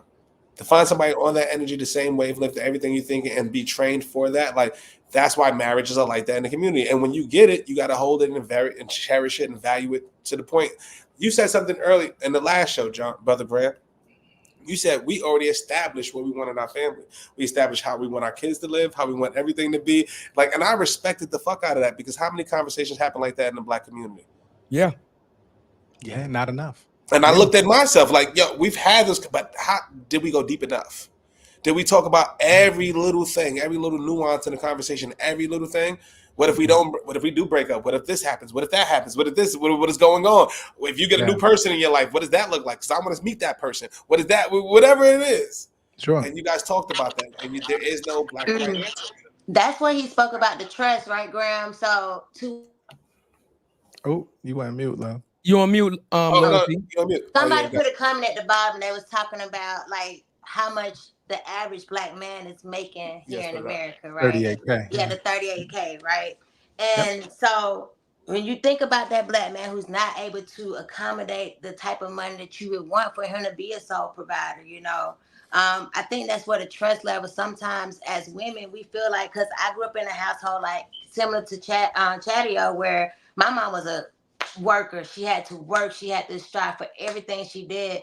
Unfortunately, I didn't have my dad there. He, to circumstances, drugs or whatever, he was an absent parent. So I seen my mom really have to struggle. So in my mentality, I always had the mindset, I'm not going to be dependent on anybody. I have to make sure that I have X, Y, Z, because I don't want my kids to lack. So I've always been a worker bee, always been in the field working. And when you have the man, like, not saying he don't have the ambition and desires, but he's not, like, statistically speaking, he's just not making the money that he needs to be making to be able to support and sustain. Let me ask you a question on that. Let me ask you a question. How much money does it take to sustain the lifestyle you want? That's true, because it don't take much. That's true. So this is where, again, and all of this conversation is super healthy, which is why I believe that the first pathway to a successful relationship is healing. Because Chad, even what you're talking about, and it didn't miss me, man. I hear the influence of being raised in poverty by a single mother. It taught you some things, but there's also things that you probably haven't resolved yet, right? So understanding that might also uncover some of the fears or the choices or preferences. And I'm not making any value judgment. I'm just saying that possibilities, as you uncover and peel back these layers, you might find out that, hey, well, the reason I'm looking for this is because it was absent when I was young Chad, right? All of that to say that can help you navigate these relationships expectations as well. Now, sisters, I know that the primary, a lot of times, and I'm not saying you individually, but in aggregate, the desire is for a man who makes more than them, at least what they make or more, right? It's called hypergamy. So if he has to make a certain amount above what you make, well, okay, well then you also then need to be clear on, well, what kind of lifestyle do you want? And then that man that you're thinking about, he has to be able to afford that. So then what is the trade-off you're willing to make for that? Because I tell you what, they say men with money don't have time, and men with time don't have money. So again, we want this and it's always an and I'm not saying you can't have it, but you also have to be realistic and honest about what it is you truly need versus what you want. And even if the want is there, is it your inherent want or is it programming? Is it something that's been pushed? Can I just say one thing? Just for the black sisters, and I'm not saying for y'all two ladies, you know I love y'all, but why can't ambition just be a table stakes for the conversation? Why can't ambition be table stakes for the conversation? What comes with that brother who has ambition? Because if the brother has ambition, he may be Dame Dash with the fronts falling fuck out. When will you still want that brother? Wait. I want to speak about a lot on that part. One at a time. One at a time. It was going great. One at a time. Go ahead, P. I want to share something because unlike Loyalty and Chadeo, I was raised the opposite of y'all, right? I was raised by my father, and I was handed everything. Like a pure definition of a spoiled child. But I was also the same child who my friends were like, why are they acting like she broke? Because I might have the money, but I ain't buying the expensive bottle. I actually drink in the hood bars because it's cheaper. And then I go to the club with my bottle of water where there's vodka, and I only ask, but I have money. Like literally, I've been given money. I was always, me and my sister like that. Me and my brother were like that, and my sister and my brother was a bougie one. But we all raised in the same family, same way. But also, I always knew my dad paid for everything. School, I don't have no school debt. I didn't have to struggle or anything, and I'm thankful for that. But I also saw when my parents divorced, because my dad made a lot of money. I was a government kid, you know. So, and my mom in the government but didn't make as much, and then she had chosen to go further studies in UK, so she was like kind of starting over. And when the divorce hit, that was there. My mom didn't have shit, but she was with a man who was making all this money, and she didn't have shit. And I remember looking at myself saying that would never be me. And that's why whatever I do, I don't care if I have a rich nigga or not, I'm gonna make my own, just not to be in that position my mom was ever. But do I look for rich niggas? No. I love a man with ambition. You might be broke, but you have ambition and drive. Let's build, you know? And then when it comes to a time where we decide what our life looks if I need to step down, we'll make that decision.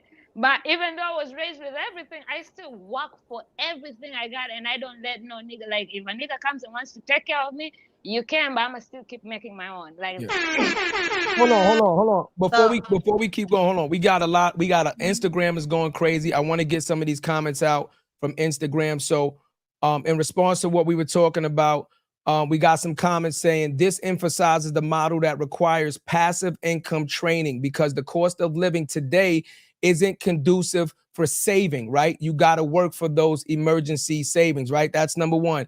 Then also they commented and said that's very true because you're trusting somebody technically with your life, right? With your life, you're trusting them to build, but you're giving them your life and saying like, yo, I have the trust in you. And to you, Jarrett, they're saying ambition and what? Like what else? Ambition and what else are you bringing with the ambition? So if you want to jump in on that, that's just some of the comments from that. Ambition and what? First of all, a lot of people, there's people that got bags that don't have ambition. Ambition and what? Ambition is what's going to create generational wealth. So what's important for you in the family structure?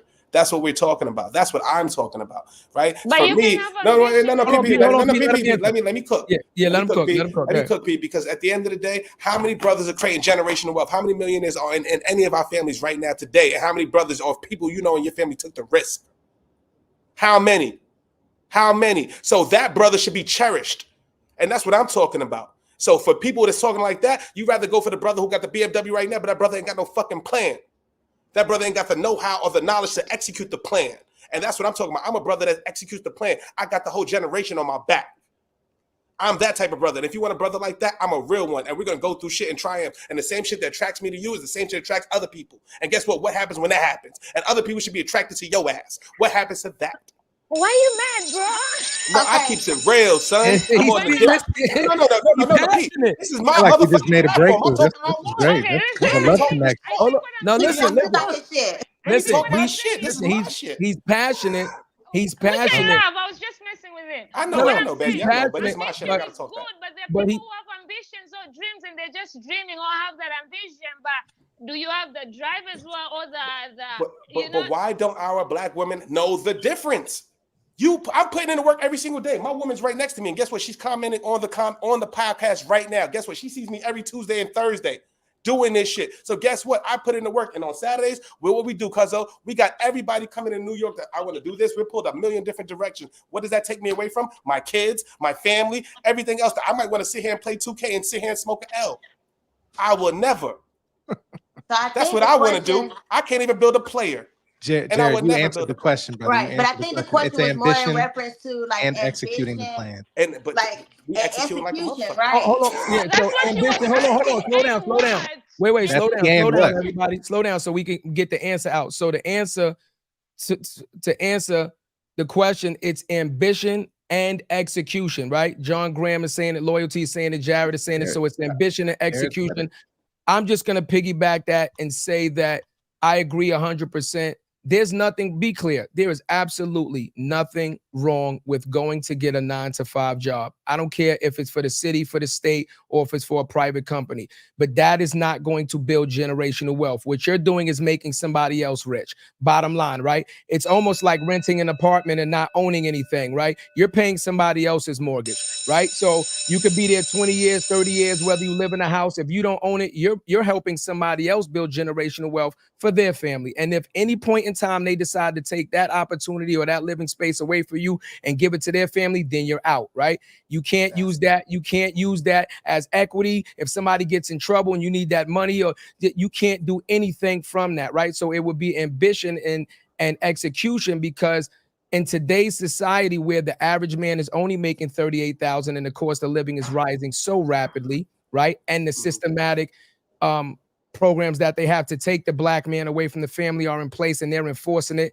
They're taking education out of schools and things of that nature. They're designing this thing right now for us to fail as a family. But you said it perfectly, right? Right. You said it perfectly. So why aren't we putting the people who are going to bet it all on a pedestal? It doesn't even matter. Even if you try to execute it and you fail, how many people that are trying that right now that don't have a strong black person, black woman behind their side right now, and actually give up and go back to that 9-to-5 because they didn't have the support system? Yeah. I mean, can I also add? Yeah, go ahead. After you, please, go ahead. Go ahead. No, I was just saying to what he was saying, like, you can have all the ambition in the world. We can be ambitious as we want to be. But if you don't know how to execute and actually know how to make those ambitions come to fruition, then we're still twiddling thumbs. So my thing is, in the vetting process, what have you completed? What have you completed in life in general? These are the things we need. If you're still working toward this and you still working toward this and working toward this, you can be as ambitious as you want, but you ain't completed anything. You haven't even got to the level of where your ambitious, intentions are even executable, if that makes sense. No, but this context, right? We're talking about the person who's going after the dreams for generational wealth, not the 45-year-old rapper that got 5 views. It's a difference between it. No, I'm just saying there's a difference between it, right? There's a difference between it, right? I can sit here have a different conversation with my woman right now to be like, you know what? I'm going for it. I can have a different conversation with my family. I'm doing you've also completed things too. But that's the point. Exactly. Completion. So we can sit here and see your track record to say, yeah, he's very ambitious. He got the drive. He got all this stuff to do X, Y, and Z. But this is his track record. He actually can complete things, okay, throughout life. You have people who be so ambitious. They start these projects. Oh, I'm going to do this and I'm going to do this. It comes with a lot of broken promises, and that's all you see, okay? So yeah, they're very ambitious, but they don't know how to properly execute. So now it's like we're going in circles, right? Okay, I want to answer that. Let me jump in on that though. I want to jump in on that. That's a great point, Hayes. Yeah. I'm just put it up there. Yeah, I want to jump in on that though. In our defense, again, as men, right? First of all, we talked about support. How do you know that I haven't finished something because I've never gotten the support that I've needed to finish something. How do you know I've never finished something? Because nobody's helped me with education, finances, or even a pat on the back to say, baby, you fucking got this. Because I've never had the right person behind me to motivate me to finish you something. that guy, baby. You understand? Keep so that's why I keep quitting. So in life, guess what, right? And I'm going to use myself as an example. I'll use myself because we don't like to talk and bullshit. Me and Cuzzo did music. I did music. I've been in the music game 20 years. I got music on iTunes, etc. I know CEOs on a first name fucking basis. I modeled. I was in a Source magazine 3 months in a row, unsigned hype. I was in movies, etc. And I say it all the time. You know why I stopped? Because I was supporting everybody fucking else and they stopped. And I was a me for them and I never had a me for me. And that's why I stopped. Yeah, I accomplished other things, but I was too ambitious to keep pushing my own because I never had the right support system to continue going, to believe in myself, to say, yo, you pouring into everybody else. You're helping everybody else. Why don't you just pour into yourself and do it? Then my cousin come along and he like, yo, I got you. If you ready, then I'm ready and let's do it together. And then at 45, 44, because I'm that age, then I can say, now I'm not stopping. So you yeah, should have called me. I can be the 45-year-old. No, but I'm keeping it real. But I'm keeping it real. Again, yes, I've been successful in other things, but this is what we're talking about. But then once you get the right support system, the right information, you grow up mentally, you have the right experience now to execute. Then you can say, now I'm not stopping. Now we're gonna keep this thing going. And still, it's not a guarantee you're gonna make it, but at least now you'll get a better shot at success because now you have more of the things that's going in your favor. Let me just add though, just two things. One, so that we're factual, right, and exact. The average income for men, Black men specifically, according to the U.S. Census Bureau, is about $50,000 a year. Okay, 12,000 more. 12,000 more still ain't right. It's still not enough to live the lifestyle and the dreams that most of us have. And that's before taxes, right? That's just salary. Yeah, that's right. And the women are making more money down to 35. nowadays. We back down to 38, 35 again. 30 after taxes. Well, Black women on average are making 44,000. Right. So, but I do agree that more Black women are becoming higher earners than Black men, and that's real. Also, with higher educational outcomes. The other thing I also introduce as a concept is we talk about generational wealth in terms of assets, in terms of money, in terms of acquisitions. One of the things that really helped me change my mindset about that, and looking at, historically at some of the most wealthy and powerful families, at least in American history, that weren't royalty or monarchs, was viewing children as the generational wealth. Right. So we don't often think about these are the very people that we're shaping for a future that we won't see. That is where you start to invest and get compound returns beyond your reach, right?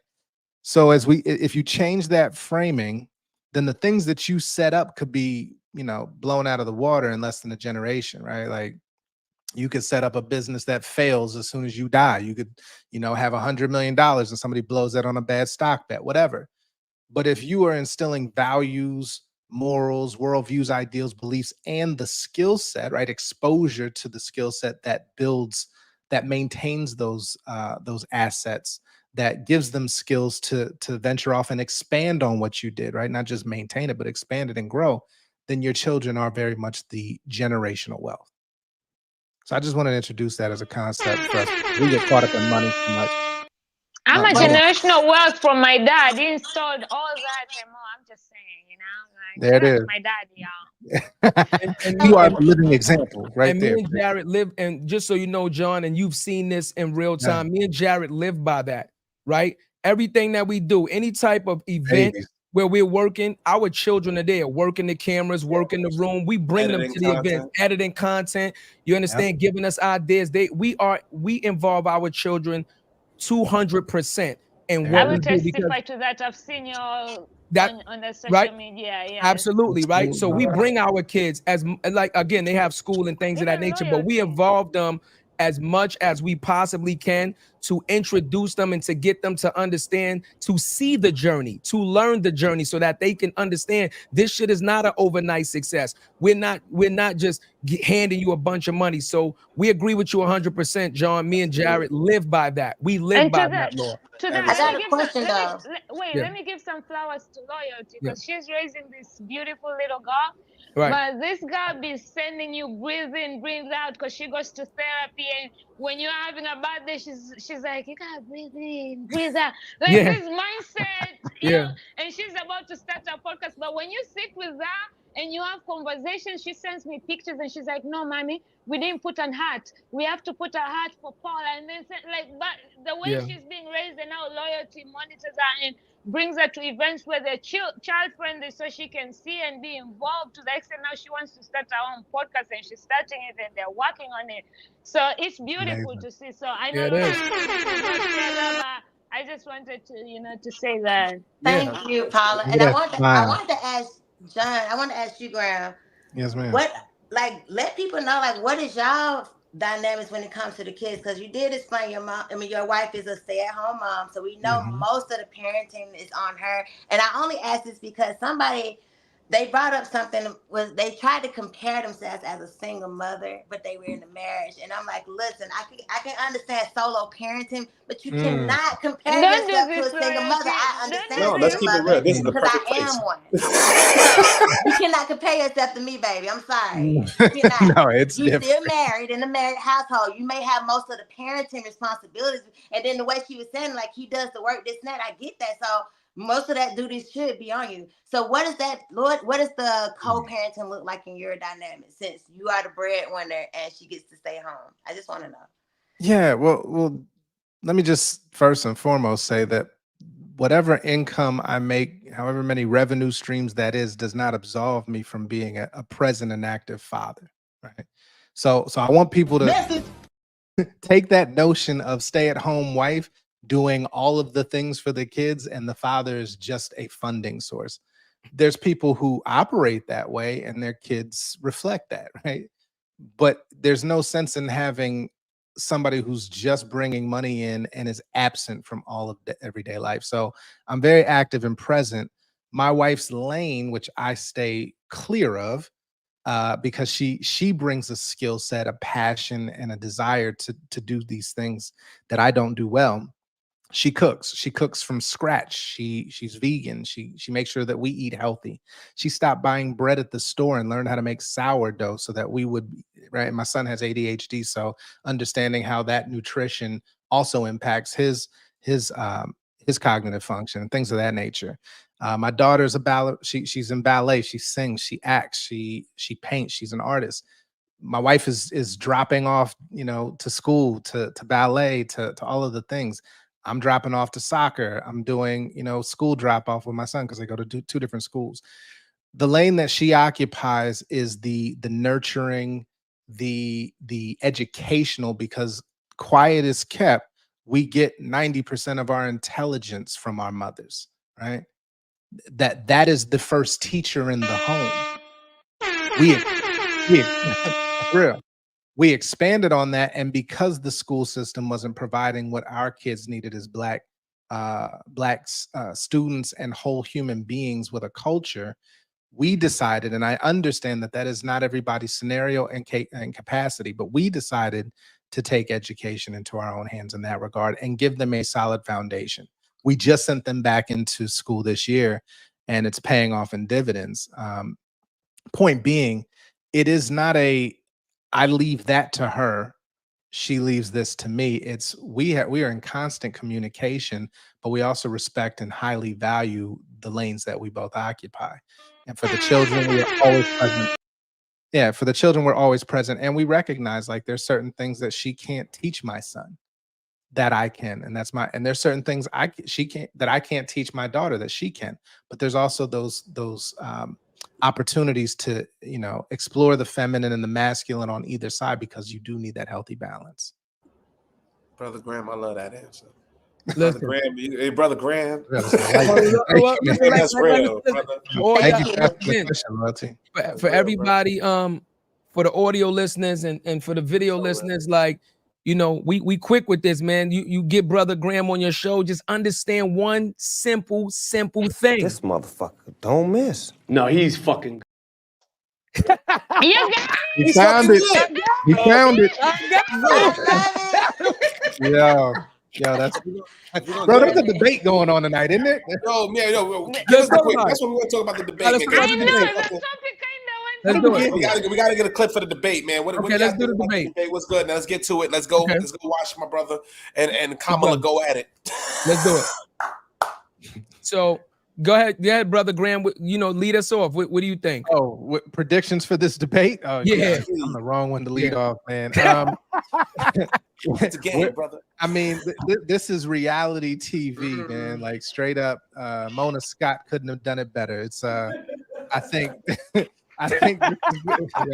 this is going to be both sides saying what they need to say to the people who already agree with them, and trying to fight for the people in the middle or on the fence. At the end of the day, I have very specific and strong views on politics that I'll only say, unless you paid for your representation, then you're voting for somebody else's agenda.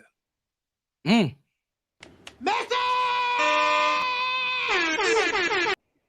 hold on. Where the fuck is This motherfucker don't miss. No. I have a question for you, Brother Graham. I told you we needed that. Man. No, we needed that one. I had to go get that. I had to go get that. Even when you just practice and you just switch. That's it. In the gym, man, shooting these jumpers, bro. Let me stop. Go ahead. Curry, Chef Graham. So because you mentioned Mona Scott, I'm assuming you be watching those reality TV with your wife. Not at all. No. Ooh, we avoid it. Yeah, the way you treated Mona Scott in there, you know. Oh, I'm aware. That tea. I can be, you know, aware of it, but not in it. You know what I'm saying? Like, Damn it, I'm taking all that shit, bro. I promise you. When we get on, you're gonna be out here, bro. I promise you. Can you just we family. There's gonna be a menace out here with this. No, what Jarrett means is your ideas are just inadequate for the client's budget. That's what Jarrett meant to say. He's a menace. He's a menace. You know, yeah, what are your thoughts, though? I'm just gonna keep it basic. I think we always say this. You know how you can say something and not truly understand the meaning behind something? Like as children, we would reiterate phrases that we constantly heard, but never truly understood what they meant until like you get older, and then you like, oh wow, now I understand. So we always say like, you know, this election is important, that election is important. Well, all elections are important, right? Not only the 4-year ones, but the 2-year ones, the term, you know, the terms, the city count, all the elections are important technically because the candidate that ends up, you know, running for president started normally, right? Councilman, alderman, and they started working their way up, right? So you could see their track record. And if you didn't like what they were about at the lower levels, then you should have tried to stop them at those levels from obtaining a higher position. But I say that the term is, you know, this might be the most important election like of our lifetime, like, you know, stuff like that. Like this election is, you know, it's, I don't know, man. It's just who you think, right? You think? We got a winner and a loser. Who you think? Let's give them the quick 5 minutes. Who you think? Let's go around the room. I don't know who's gonna win. I'm just being honest with you. Just from the tail of the tape, you see the attributes from the tail of the tape. You know, Don gonna be like, I don't know if she's Indian, black. I don't know. Yeah, you gonna hit her with that shit.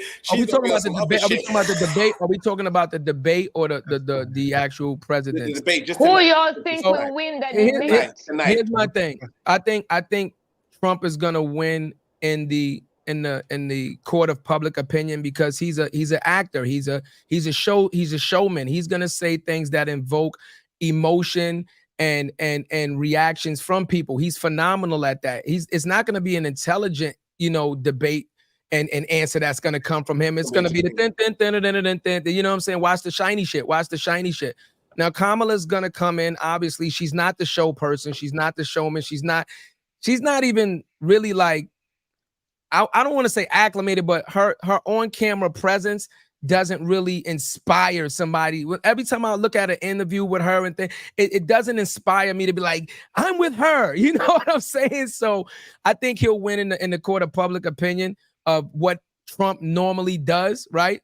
Be a showman. And I think she's just gonna go in there and give out facts and information and try to be professional and, you know, and try to handle it that way. And I think her strategy is just to beat him with the facts and hope that that's enough to downplay, you know, the theatrics of what he's going to bring to the table. She's going to do one cookout move. Okay. She's going to do one move to appeal to the Black audience in a way that we haven't that's going to go viral. That's her winning this debate. He's going to hit it with all the, yo, you're this, you're that, the show, right? He's going to say something. He has to say something so outlandish that's like, holy shit. But what she's got to do is connect with the Black audience to say, I am you, you are me. This is what matters. This is what I'm going to do for the community, whether it's wrong, right, whether she's lying or not, whether for her to win, that's what she has to do. Okay. She has to connect with us. She has to talk to us. Fuck him. Okay. Talk to Loyalty, talk to Paula, talk to me, talk to John, talk to, you know what I mean? That's who you have to talk to. And if you can't win us over, you will not win this fucking election. That's just mine. Okay. And I think we so divided, especially this abortion thing is big. Okay. We know that's one of the biggest things that's been continuously being discussed. And it's like, we understand we're women, you know. So for you, a lot of times, I've been pregnant 3 times, okay? My first time, I didn't even know I was pregnant until I was 5 months pregnant, okay? I was still on birth control, but I was pregnant, fully pregnant. And so when I went for my next appointment, my doctor's like, oh, whoa, you way further along than what you should be, okay? So that is a scary thought in the minds of women as a whole, to know that, hey, as soon as they get because a lot of times you don't even know, once the baby have a heartbeat, you still don't know that you're pregnant, right? Then think about like the turmoil, like it's levels to it. So now you're gonna create more poverty because people are not able to do anything about it. As a parent, I do agree, like there should be more preventative measures, truth be told, but how we can't govern our child 24/7, right? So are people going to be putting their children on birth control way sooner if things don't go the way that we need it to go? Like what's the repercussions behind that? And when we start letting the law tell us what we can and can't do with our bodies, what else are they going to start telling us? I like that you went to the issues that you're looking forward to hearing about, because I think that's far too often lost in the conversation. Is we're pitting them against each other like prize fighters, right? Like, what interests do you have that either one of them is representing that you're listening for their position on? And most of us don't have an agenda, right? Like I've asked people, like, what are your top 3 agenda items that you want Kamala to represent or you want Trump to represent? And most people don't. Reproductive rights is a common one. Immigration, there's this, there's that. Yeah, whatever. It's everything. Housing costs, you know, benefits, veterans. Inflation. Absolutely. Right. Yeah. So now I'm going to take that a step further. Which issues specific for Black folks are you looking for them to answer? I think inflation is killing us right now as a Black That's everybody. That's an everybody. No, we need reparations. We need reparations for sure. We need reparations. No, I'm just saying inflation is. What does that look like in 2024? Let's be real. Right. What do reparations look like this year? Don't even ask that question when they was already talking about. Keep asking for it, but we can't even. But don't even say that when the government has already been trying to approve reparations for other cultures that have not gone through what we went through. So I don't even want to hear that kind of a bills. Absolutely. And we have more people being killed in our community than their community, and there's actual bills in the government right now. Right. Let me ask you this though. I got a dope question for you, John. Did you hear about? And we talk about what's important, right? And the reason I say theatrics and just things of that nature. Did you hear about the Republicans actually filing the thing in the courts to stop Kamala Harris from actually running for president, citing the 1857 Dred Scott Supreme Court decision? Did you actually hear about that? Natural born citizen. Correct. Yeah. What do you feel about that? So interestingly, I was just having this conversation yesterday. Right. The rule states that the person running has to have been born in the States. Right. It doesn't apply to their parentage. However, they try and get them both on that. And so we've had 9 presidents whose parents weren't born in the States. They were like 8 of them were the first presidents of the country. But point being, the rule and the Supreme Court has not adjusted their ruling on this. As long as the person is a natural born citizen, then they can run, and she is. So was Obama, and they tried to get him on that too. I mean, that is what it is. So her blackness or not, I have thoughts on that. My thing is, does it matter? She's the candidate right now. No, I was just saying the fact that they would even go there. We talk about the fact we're talking about, right? No. Again, we're talking about, are you sending a message to people? I'm piggyback. The reason I brought it up when I did is to piggyback what you said. Yeah. Are you sending a message to people that she's not a good candidate because she is not going to address your needs as a voter? Or are you sending a message to the people that we're just going to try every dirty trick in the book to get her out just because, like, again, it's the shiny thing, right? Forget what your needs are as a voter. Forget what what you might think you want from a president, right? Let's focus in on her ethnicity or the fact that she's a woman, and that's what I was talking about the theatrics. But can we talk about the deeper fact? This thing we talked about with Lola, right? We said there are so many qualified black candidates out there that are doing right for the community, right? That didn't even get the look, right? They weren't even going to put her on the bill until the public outcried and said, "Yo, he's too old. He can't handle him." And in a debate like this, he's going to get fried up every single time like some good Southern fish or something. And that's what happened.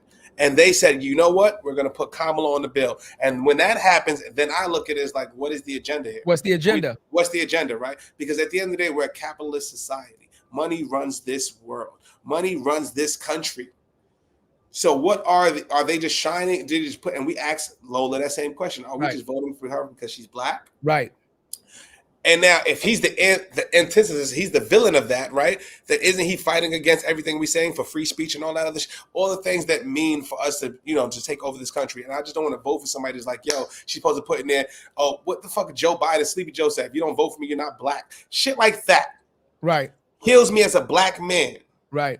Kills me as a black man that if I don't vote or think your particular way that I'm not right. We sat here and argued or had a debate with Lola for an hour. And we sat there and we debated. Yo, we with this, we with that, you with this, you with that. And guess what? We hugged each other afterwards. The problem is in our community, we don't hug each other afterwards after that. Why is that the problem? Why I can't feel? If I was to put my view right now on what I feel about Trump versus Kamala on LinkedIn right now, guess what? We probably wouldn't have a business. Be canceled.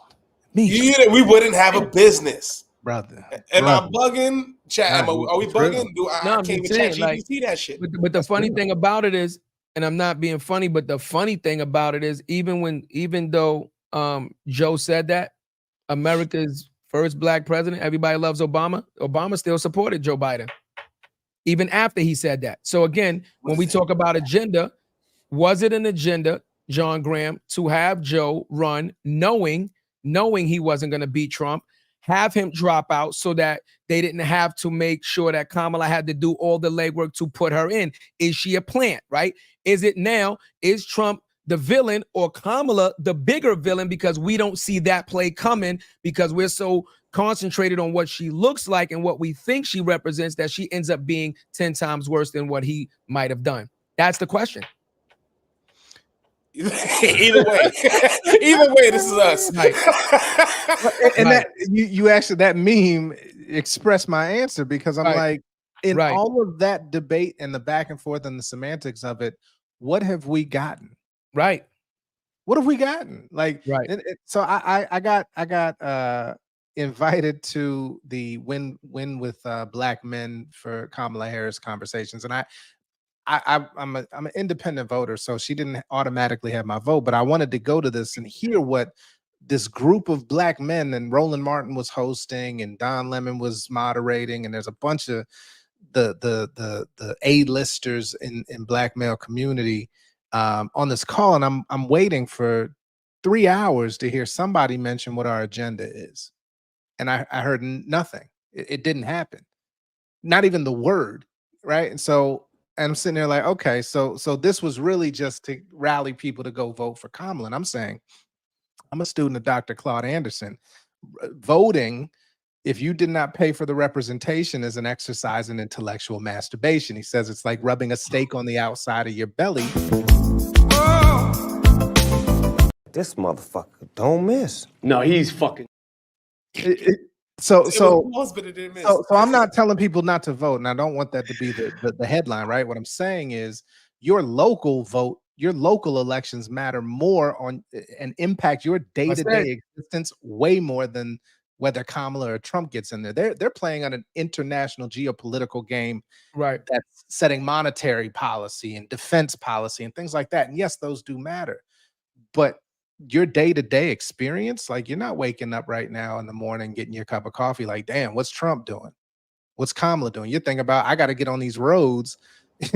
I got to get my kids to school. I got to make sure that I can put food on the table. Like those things are more local than anything. So Message.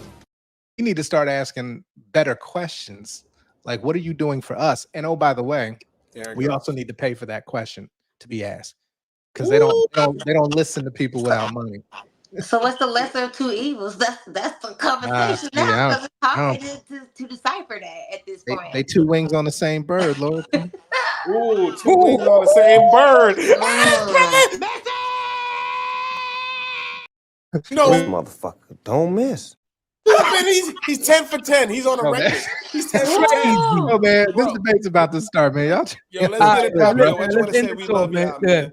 No, I'm gonna say we can end it off now, man. I just want to say we love y'all. You know what we I'm didn't hear saying? from Tito. Loyalty, Paula, man. Brother Graham, EA, man. Thank you guys for pulling up to the show, man. You guys are the essence of what makes this shit go. We love y'all from the bottom of our heart, like straight up. We wouldn't be on this for 3 hours with anybody else other than y'all. We fucking love y'all, man. Anything y'all need from us, y'all part of the family. You know that without saying it. And we just better testing. I'm just saying. I got you. I'm gonna bring it back to all y'all because y'all are phenomenal. I'm telling you, like I already knew this from the first time we met. We already spoke this, but your energy, like because if the energy is not inviting, then we can only give what you give to us, right? So I feed off of energy, and y'all energy has been unmatched. Just the vibes, like I probably should have been gone, but I'm like, man, this is so much fun. I don't even want to leave. The baby probably been knocking on the door, all types of stuff. I'm like, girl, I'm on a podcast. Like, there it is. Whether it's 6 a.m. or 10 p.m. That's it. Cuzzo, what we got coming up this week? Yeah, we got Warren Zeno on Thursday, CRL, the founder of CRL Collective. Next week, we got Larry Hall Jr., Communications Manager globally for Adidas. Then episode 150 on Thursday, TK Uncle, J.R. McIntyre, the Hood Motivator. That's gonna be powerful. TK's nephew, his uncle, man. He was the person who created generational wealth in his family, got locked up for 55 years, was a major hip-hop figure. He's gonna tell the entire story, how it impacted the family. And then on the 24th, we got Ryan Toby, brother from the Sister Act, brother who wrote classic hits like Superstar from Usher, City High, Caramel, all that coming through. Episode 151, and after that, Doyle Mitchell, minority owner of the Washington Nationals, pulling up, black man owner of Industrial Bank. And just so y'all know, that's the second owner from the Washington Nationals that we'll know. It's a celebration, bitches. So like we like to say, we're gonna end this off. We like to thank everybody, all the supporters, all the listeners. Once again, right? We're not being funny. This has been 3 hours, 20 minutes, and 50 seconds and counting. We have hundreds of people all over our live streams that just commenting. The love is overwhelming. We appreciate y'all. Again, we cannot do this show without y'all. Grateful and thankful. And remember, just like everybody on this show, you see they're about their business. You see they get to it. Remember, the dream is free, but the hustle, well, that's sold separately.